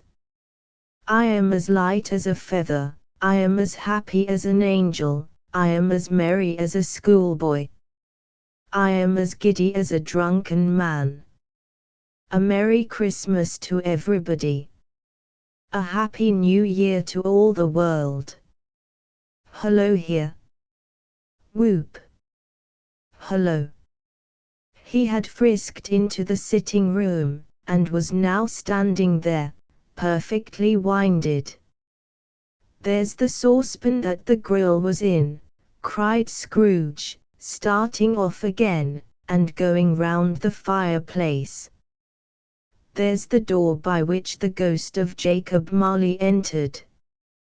There's the corner where the ghost of Christmas Present sat. There's the window where I saw the wandering spirits. It's all right, it's all true, it all happened. Ha, ha, ha. Really, for a man who had been out of practice for so many years, it was a splendid laugh, a most illustrious laugh. The father of a long, long line of brilliant laughs. I don't know what day of the month it is, said Scrooge.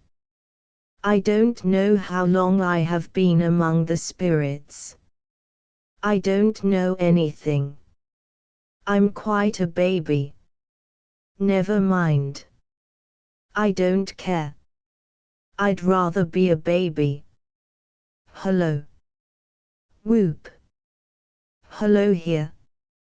He was checked in his transports by the churches ringing out the lustiest peals he had ever heard. Clash, clash, hammer, ding, dong, bell. Bell, dong, ding, hammer, clang, clash. Oh, glorious, glorious. Running to the window, he opened it, and put out his head. No fog, no mist, clear, bright, jovial, stirring, cold, cold, piping for the blood to dance to, golden sunlight, heavenly sky, sweet fresh air, merry bells. Oh, glorious! Glorious! What's today? Cried Scrooge, calling downward to a boy in Sunday clothes, who perhaps had loitered in to look about him. Returned the boy with all his might of wonder. What's today, my fine fellow? Said Scrooge. Today, replied the boy. Why, Christmas Day. It's Christmas Day, said Scrooge to himself. I haven't missed it. The spirits have done it all in one night. They can do anything they like. Of course they can. Of course they can. Hullo, my fine fellow. Hullo, returned the boy. Do you know the poultice in the next street but one, at the corner? Scrooge inquired. I should hope I did, replied the lad. An intelligent boy, said Scrooge. A remarkable boy. Do you know whether they've sold the prize turkey that was hanging up there? Not the little prize turkey, the big one. What? The one as big as me, returned the boy. What a delightful boy, said Scrooge. It's a pleasure to talk to him. Yes, my buck. It's hanging there now, replied the boy. Is it? Said Scrooge. Go and buy it. Walker, exclaimed the boy. No, no, said Scrooge, I am in earnest. Go and buy it, and tell them to bring it here, that I may give them the directions where to take it. Come back with the man, and I'll give you a shilling.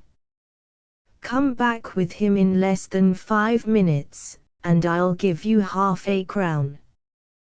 The boy was off like a shot. He must have had a steady hand at a trigger who could have got a shot off half so fast. I'll send it to Bob Cratchit's, whispered Scrooge, rubbing his hands, and splitting with a laugh. He shan't know who sends it. It's twice the size of Tiny Tim. Joe Miller never made such a joke as sending it to Bob's will be. The hand in which he wrote the address was not a steady one, but write it he did, somehow, and went downstairs to open the street door, ready for the coming of the poultice man. As he stood there, waiting his arrival, the knocker caught his eye. I shall love it as long as I live, cried Scrooge, patting it with his hand. I scarcely ever looked at it before. What an honest expression it has in its face. It's a wonderful knocker. Here's the turkey. Hello. Whoop. How are you? Merry Christmas. It was a turkey. He never could have stood upon his legs, that bird.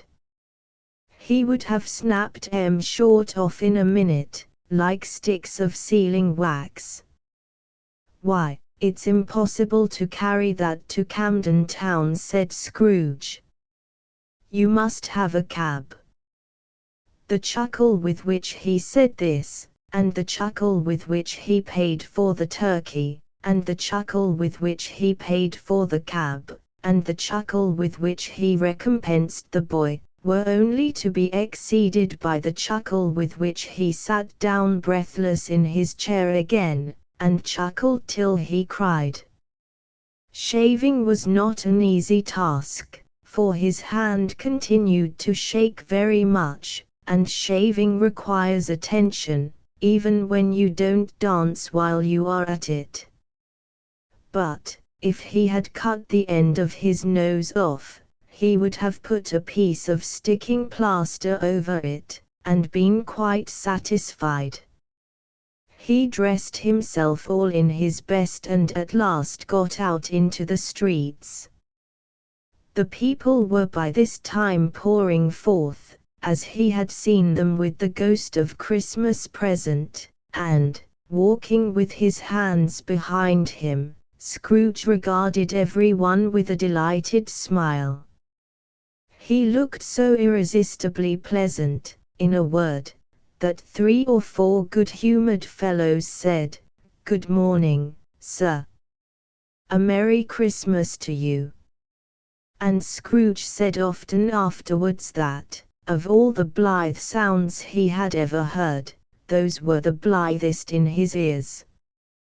He had not gone far when, coming on towards him, he beheld the portly gentleman who had walked into his counting-house the day before, and said, "Scrooge and Marley's, I believe." It sent a pang across his heart to think how this old gentleman would look upon him when they met, but he knew what path lay straight before him, and he took it. "My dear sir," said Scrooge, quickening his pace, and taking the old gentleman by both his hands, "how do you do? I hope you succeeded yesterday. It was very kind of you. A Merry Christmas to you, sir." "Mr. Scrooge?" "Yes," said Scrooge. "That is my name, and I fear it may not be pleasant to you. Allow me to ask your pardon. And will you have the goodness," here Scrooge whispered in his ear. "Lord bless me," cried the gentleman, as if his breath were taken away. "My dear Mr. Scrooge, are you serious?" "If you please," said Scrooge. "Not a farthing less. A great many back payments are included in it, I assure you. Will you do me that favor?" "My dear sir," said the other, shaking hands with him, "I don't know what to say to such munifi." "Don't say anything, please," retorted Scrooge. "Come and see me." "Will you come and see me?" "I will," cried the old gentleman. And it was clear he meant to do it. "Thankee," said Scrooge. "I am much obliged to you. I thank you 50 times. Bless you." He went to church, and walked about the streets, and watched the people hurrying to and fro, and patted the children on the head, and questioned beggars, and looked down into the kitchens of houses, and up to the windows, and found that everything could yield him pleasure. He had never dreamed that any walk, that anything, could give him so much happiness. In the afternoon he turned his steps towards his nephew's house. He passed the door a dozen times before he had the courage to go up and knock. But he made a dash, and did it. "Is your master at home, my dear?" said Scrooge to the girl. "Nice girl." "Very." "Yes, sir." "Where is he, my love?" said Scrooge. "He's in the dining room, sir, along with mistress." "I'll show you upstairs, if you please." "Thankee." "He knows me," said Scrooge, with his hand already on the dining room lock. "I'll go in here, my dear." He turned it gently, and sidled his face in round the door. They were looking at the table, which was spread out in great array, for these young housekeepers are always nervous on such points, and like to see that everything is right. "Fred," said Scrooge. Dear heart alive, how his niece by marriage started! Scrooge had forgotten, for the moment, about her sitting in the corner with the footstool, or he wouldn't have done it on any account. "Why, bless my soul," cried Fred, "who's that?" "It's I. Your Uncle Scrooge. I have come to dinner." "Will you let me in, Fred?" "Let him in. It is a mercy he didn't shake his arm off. He was at home in 5 minutes. Nothing could be heartier. His niece looked just the same. So did Topper when he came. So did the plump sister when she came. So did everyone when they came. Wonderful party, wonderful games, wonderful unanimity, wonderful happiness. But he was early at the office next morning. Oh, he was early there. If he could only be there first, and catch Bob Cratchit coming late. That was the thing he had set his heart upon. And he did it, yes, he did. The clock struck 9. No Bob. 1/4 past. No Bob. He was full 18 minutes and a half behind his time. Scrooge sat with his door wide open, that he might see him come into the tank. His hat was off before he opened the door, his comforter too. He was on his stool in a jiffy, driving away with his pen, as if he were trying to overtake 9 o'clock.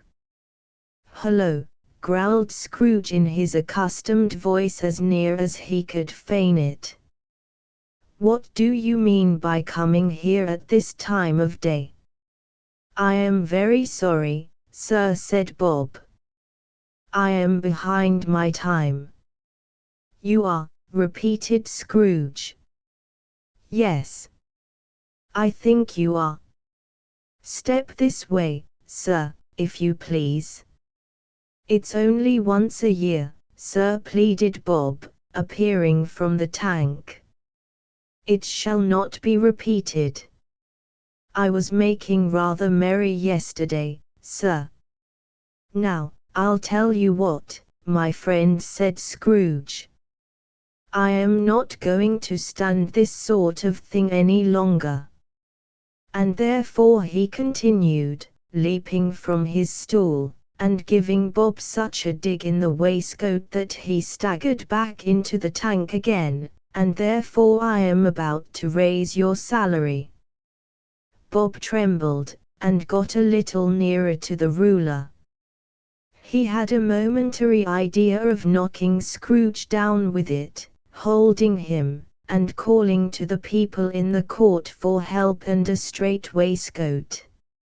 "A Merry Christmas, Bob," said Scrooge with an earnestness that could not be mistaken, as he clapped him on the back. "A merrier Christmas, Bob, my good fellow, than I have given you for many a year. I'll raise your salary, and endeavor to assist your struggling family, and we will discuss your affairs this very afternoon, over a Christmas bowl of smoking bishop, Bob. Make up the fires and buy another coal scuttle before you dot another I, Bob Cratchit." Scrooge was better than his word. He did it all, and infinitely more, and to Tiny Tim, who did not die, he was a second father.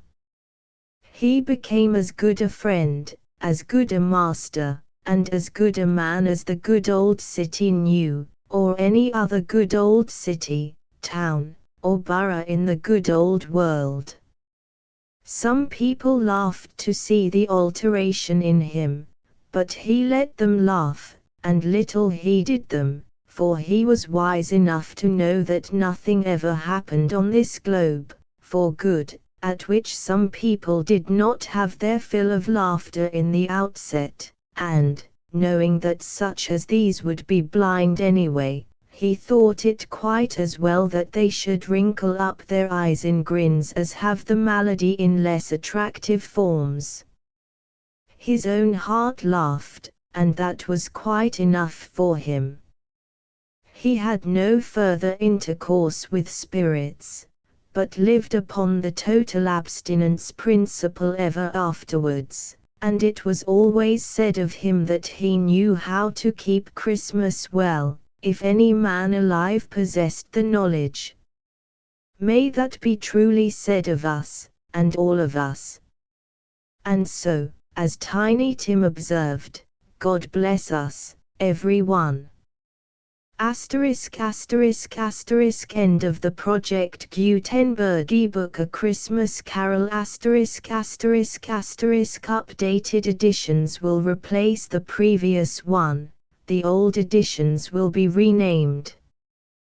Creating the works from print editions not protected by U.S. copyright law means that no one owns a United States copyright in these works, so the Foundation, and you, can copy and distribute it in the United States without permission and without paying copyright royalties.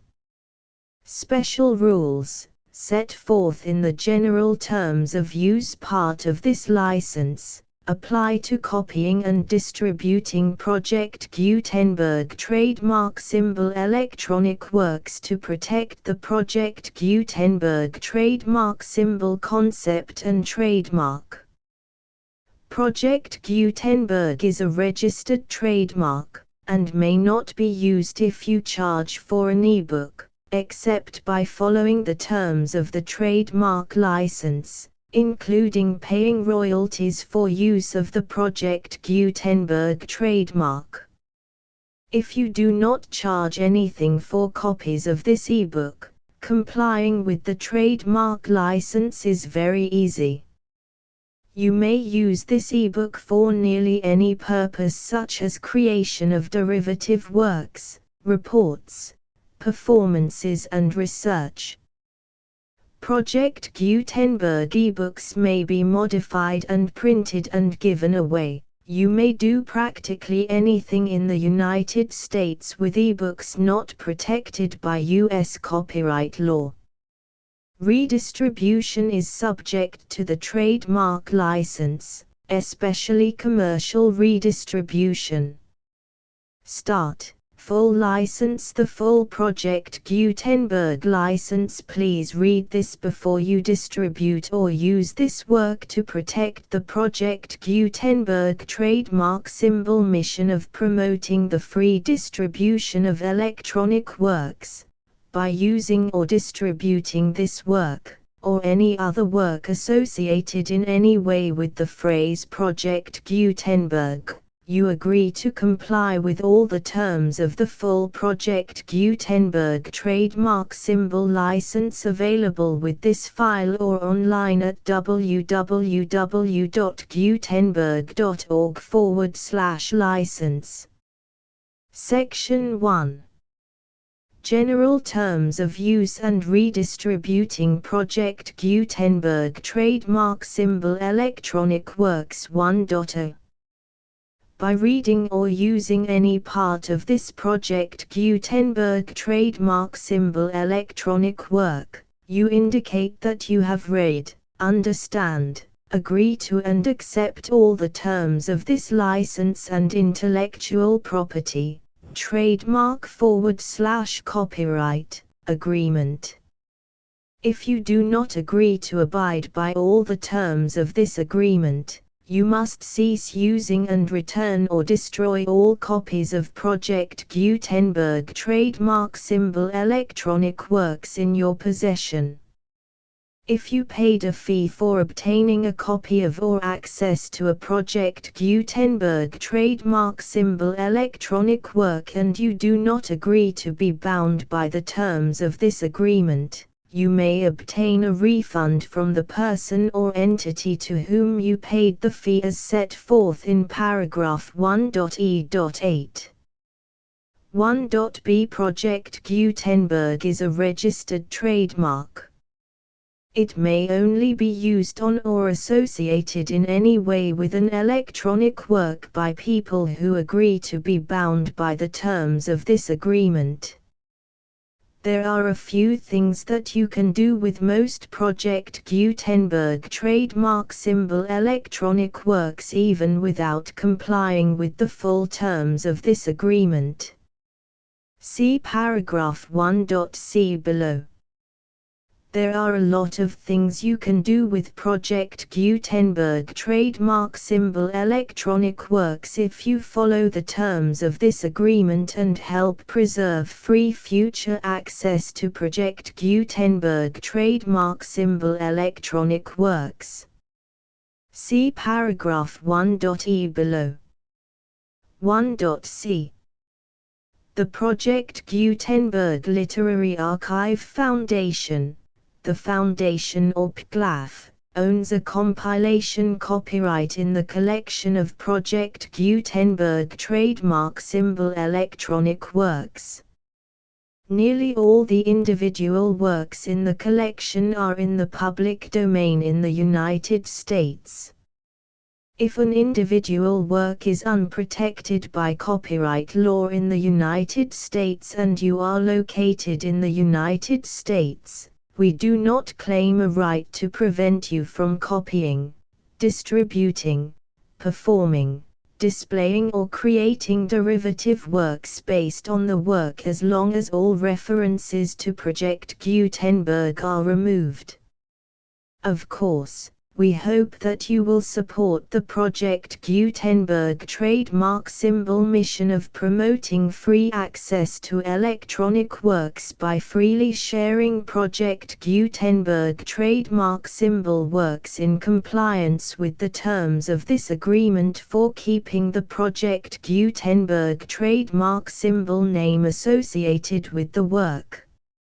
You can easily comply with the terms of this agreement by keeping this work in the same format with its attached full Project Gutenberg trademark symbol license when you share it without charge with others. 1.d. The copyright laws of the place where you are located also govern what you can do with this work. Copyright laws in most countries are in a constant state of change. If you are outside the United States, check the laws of your country in addition to the terms of this agreement before downloading, copying, displaying, performing, distributing or creating derivative works based on this work or any other Project Gutenberg trademark symbol work. The Foundation makes no representations concerning the copyright status of any work in any country other than the United States. 1.e. Unless you have removed all references to Project Gutenberg, 1.e.1. The following sentence, with active links to, or other immediate access to, the full Project Gutenberg trademark symbol license must appear prominently whenever any copy of a Project Gutenberg trademark symbol work, any work on which the phrase Project Gutenberg appears, or with which the phrase Project Gutenberg is associated, is accessed, displayed, performed, viewed, copied or distributed.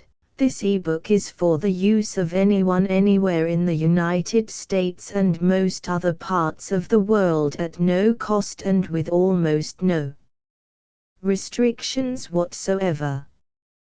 You may copy it, give it away or reuse it under the terms of the Project Gutenberg license included with this ebook or online at www.gutenberg.org. If you are not located in the United States, you will have to check the laws of the country where you are located before using this ebook.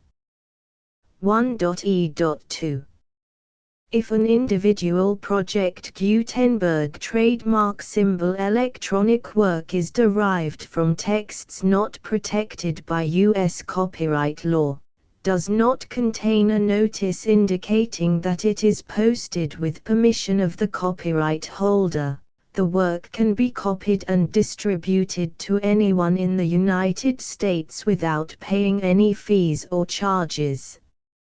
If you are redistributing or providing access to a work with the phrase Project Gutenberg associated with or appearing on the work, you must comply either with the requirements of paragraphs 1.e.1 through 1.e.7 or obtain permission for the use of the work and the Project Gutenberg trademark symbol trademark as set forth in paragraphs 1.e.8 or 1.e.9. 1.e.3. If an individual Project Gutenberg trademark symbol electronic work is posted with the permission of the copyright holder, your use and distribution must comply with both paragraphs 1.e.1 through 1.e.7 and any additional terms imposed by the copyright holder. Additional terms will be linked to the Project Gutenberg trademark symbol license for all works posted with the permission of the copyright holder found at the beginning of this work. 1.e.4. Do not unlink or detach or remove the full Project Gutenberg trademark symbol license terms from this work, or any files containing a part of this work or any other work associated with Project Gutenberg trademark symbol. 1.e.5.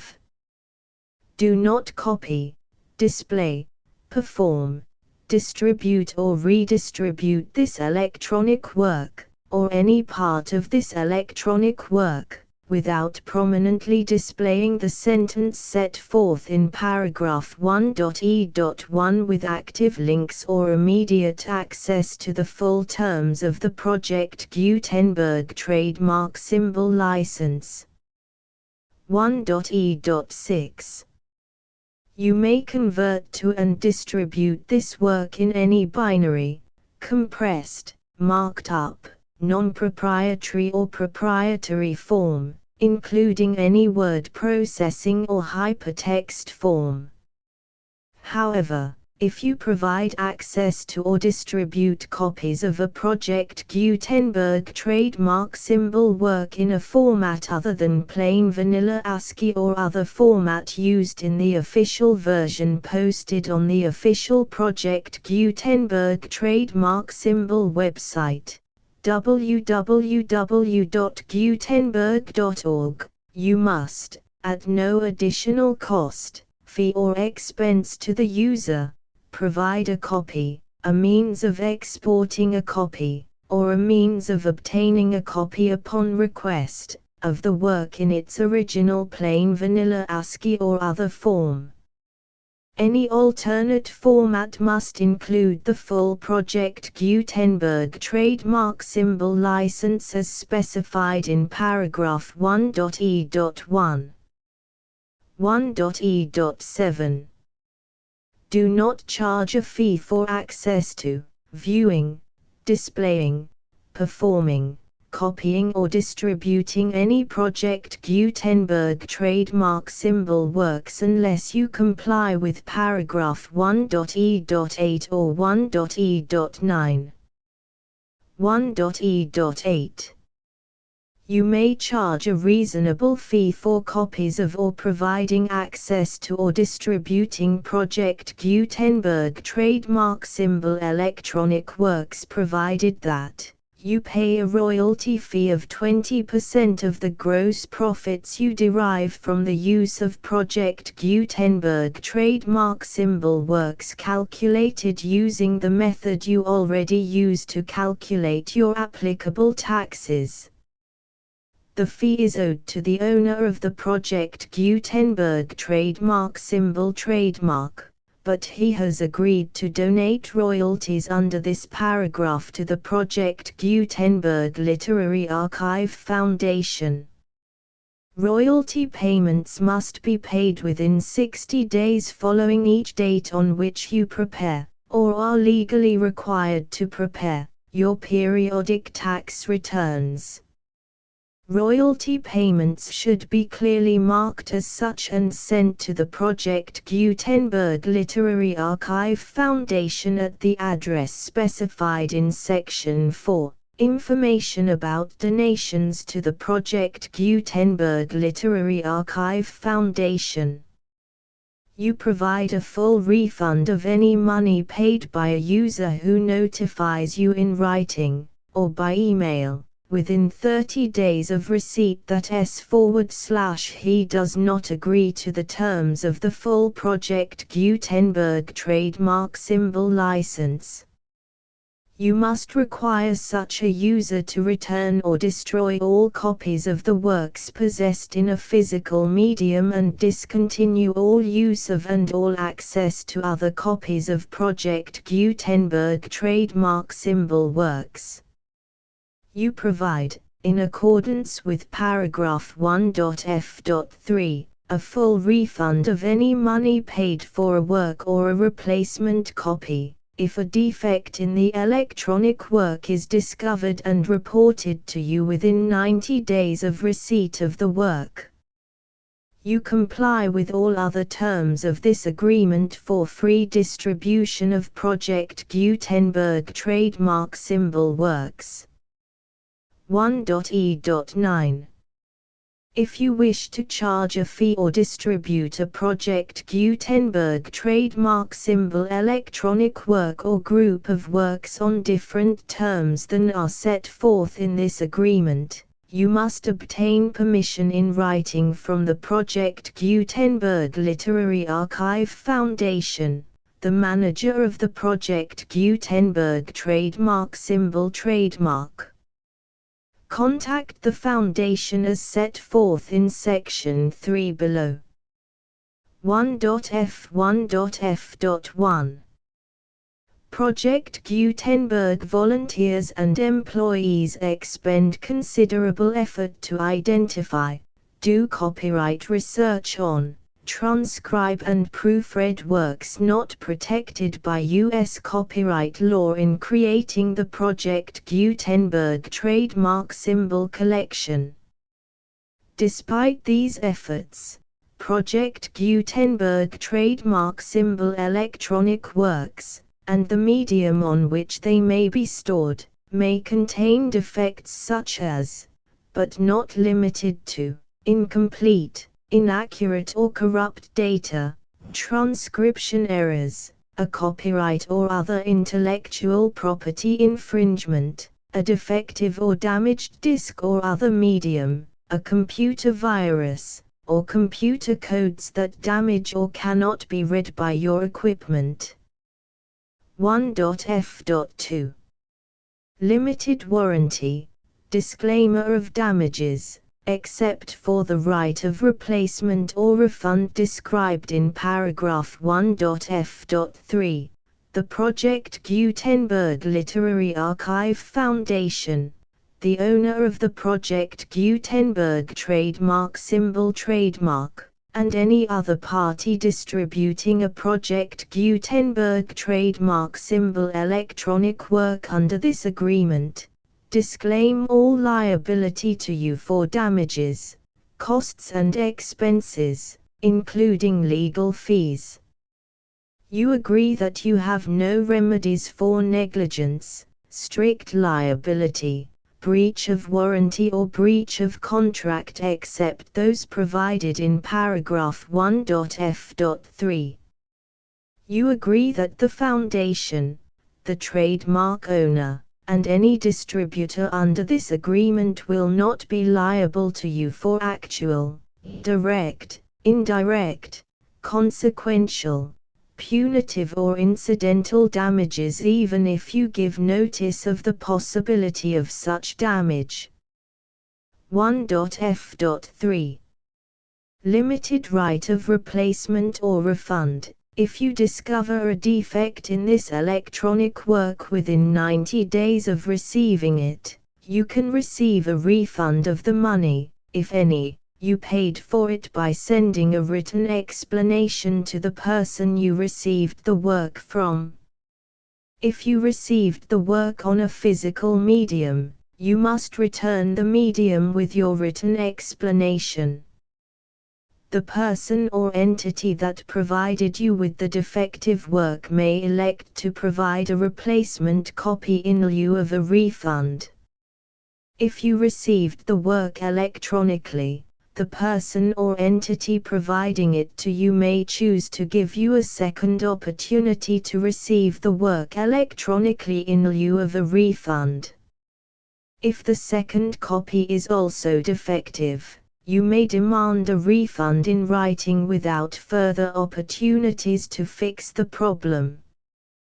1.f.4 Except for the limited right of replacement or refund set forth in paragraph 1.f.3, this work is provided to you as is, with no other warranties of any kind, express or implied, including but not limited to warranties of merchantability or fitness for any purpose. 1.f.5 Some states do not allow disclaimers of certain implied warranties or the exclusion or limitation of certain types of damages.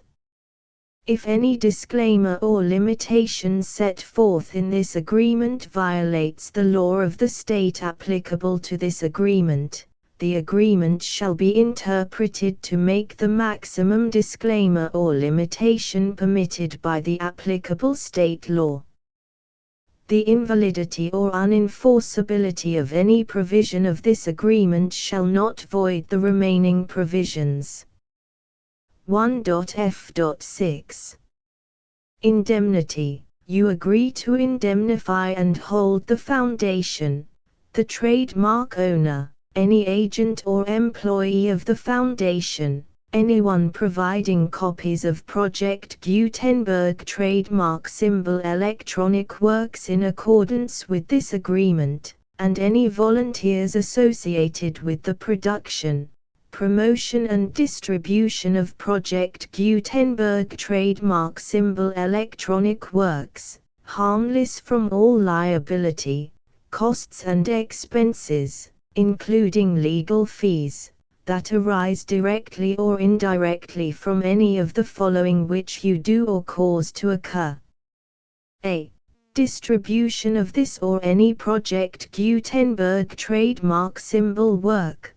B. Alteration, modification, or additions or deletions to any Project Gutenberg trademark symbol work, and c. Any defect you cause.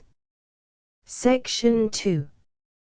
Information about the mission of Project Gutenberg trademark symbol. Project Gutenberg trademark symbol is synonymous with the free distribution of electronic works in formats readable by the widest variety of computers, including obsolete, old, middle-aged and new computers. It exists because of the efforts of hundreds of volunteers and donations from people in all walks of life.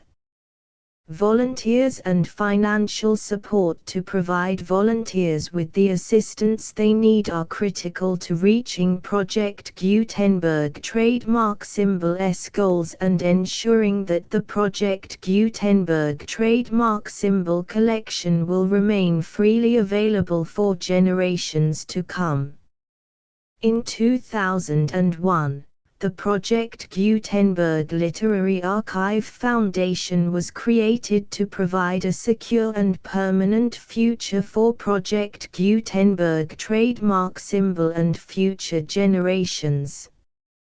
To learn more about the Project Gutenberg Literary Archive Foundation and how your efforts and donations can help, see sections 3 and 4 and the Foundation information page at www.gutenberg.org. Section 3. Information about the Project Gutenberg Literary Archive Foundation. The Project Gutenberg Literary Archive Foundation is a non-profit 501(c)(3) educational corporation organized under the laws of the state of Mississippi and granted tax-exempt status by the Internal Revenue Service. The Foundation's IN or Federal Tax Identification Number is 64-6221541. Contributions to the Project Gutenberg Literary Archive Foundation are tax-deductible to the full extent permitted by U.S. federal laws and your state's laws. The Foundation's business office is located at 809 North 1500 West, Salt Lake City, UT 84116, 801-596-1887. Email contact links and up-to-date contact information can be found at the Foundation's website and official page at www.gutenberg.org/contact section 4.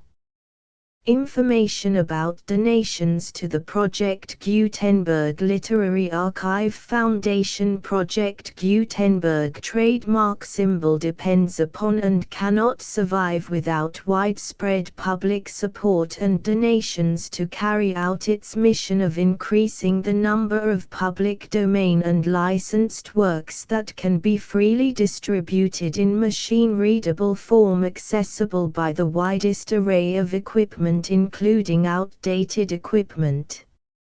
Many small donations, $1 to $5,000, are particularly important to maintaining tax-exempt status with the IRS. The Foundation is committed to complying with the laws regulating charities and charitable donations in all 50 states of the United States. Compliance requirements are not uniform and it takes a considerable effort, much paperwork and many fees to meet and keep up with these requirements. We do not solicit donations in locations where we have not received written confirmation of compliance. To send donations or determine the status of compliance for any particular state, visit www.gutenberg.org/donate. While we cannot and do not solicit contributions from states where we have not met the solicitation requirements, we know of no prohibition against accepting unsolicited donations from donors in such states who approach us with offers to donate. International donations are gratefully accepted, but we cannot make any statements concerning tax treatment of donations received from outside the United States. U.S. laws alone swamp our small staff. Please check the Project Gutenberg web pages for current donation methods and addresses. Donations are accepted in a number of other ways including checks, online payments and credit card donations. To donate, please visit www.gutenberg.org/donate. Section 5. General information about Project Gutenberg trademark symbol electronic works. Professor Michael S. Hart was the originator of the Project Gutenberg trademark symbol concept of a library of electronic works that could be freely shared with anyone. For 40 years, he produced and distributed Project Gutenberg trademark symbol ebooks with only a loose network of volunteer support. Project Gutenberg trademark symbol ebooks are often created from several printed editions, all of which are confirmed as not protected by copyright in the US unless a copyright notice is included. Thus, we do not necessarily keep ebooks in compliance with any particular paper edition. Most people start at our website, which has the main PG search facility, www.gutenberg.org. This website includes information about Project Gutenberg trademark symbol, including how to make donations to the Project Gutenberg Literary Archive Foundation, how to help produce our new ebooks, and how to subscribe to our email newsletter to hear about new ebooks.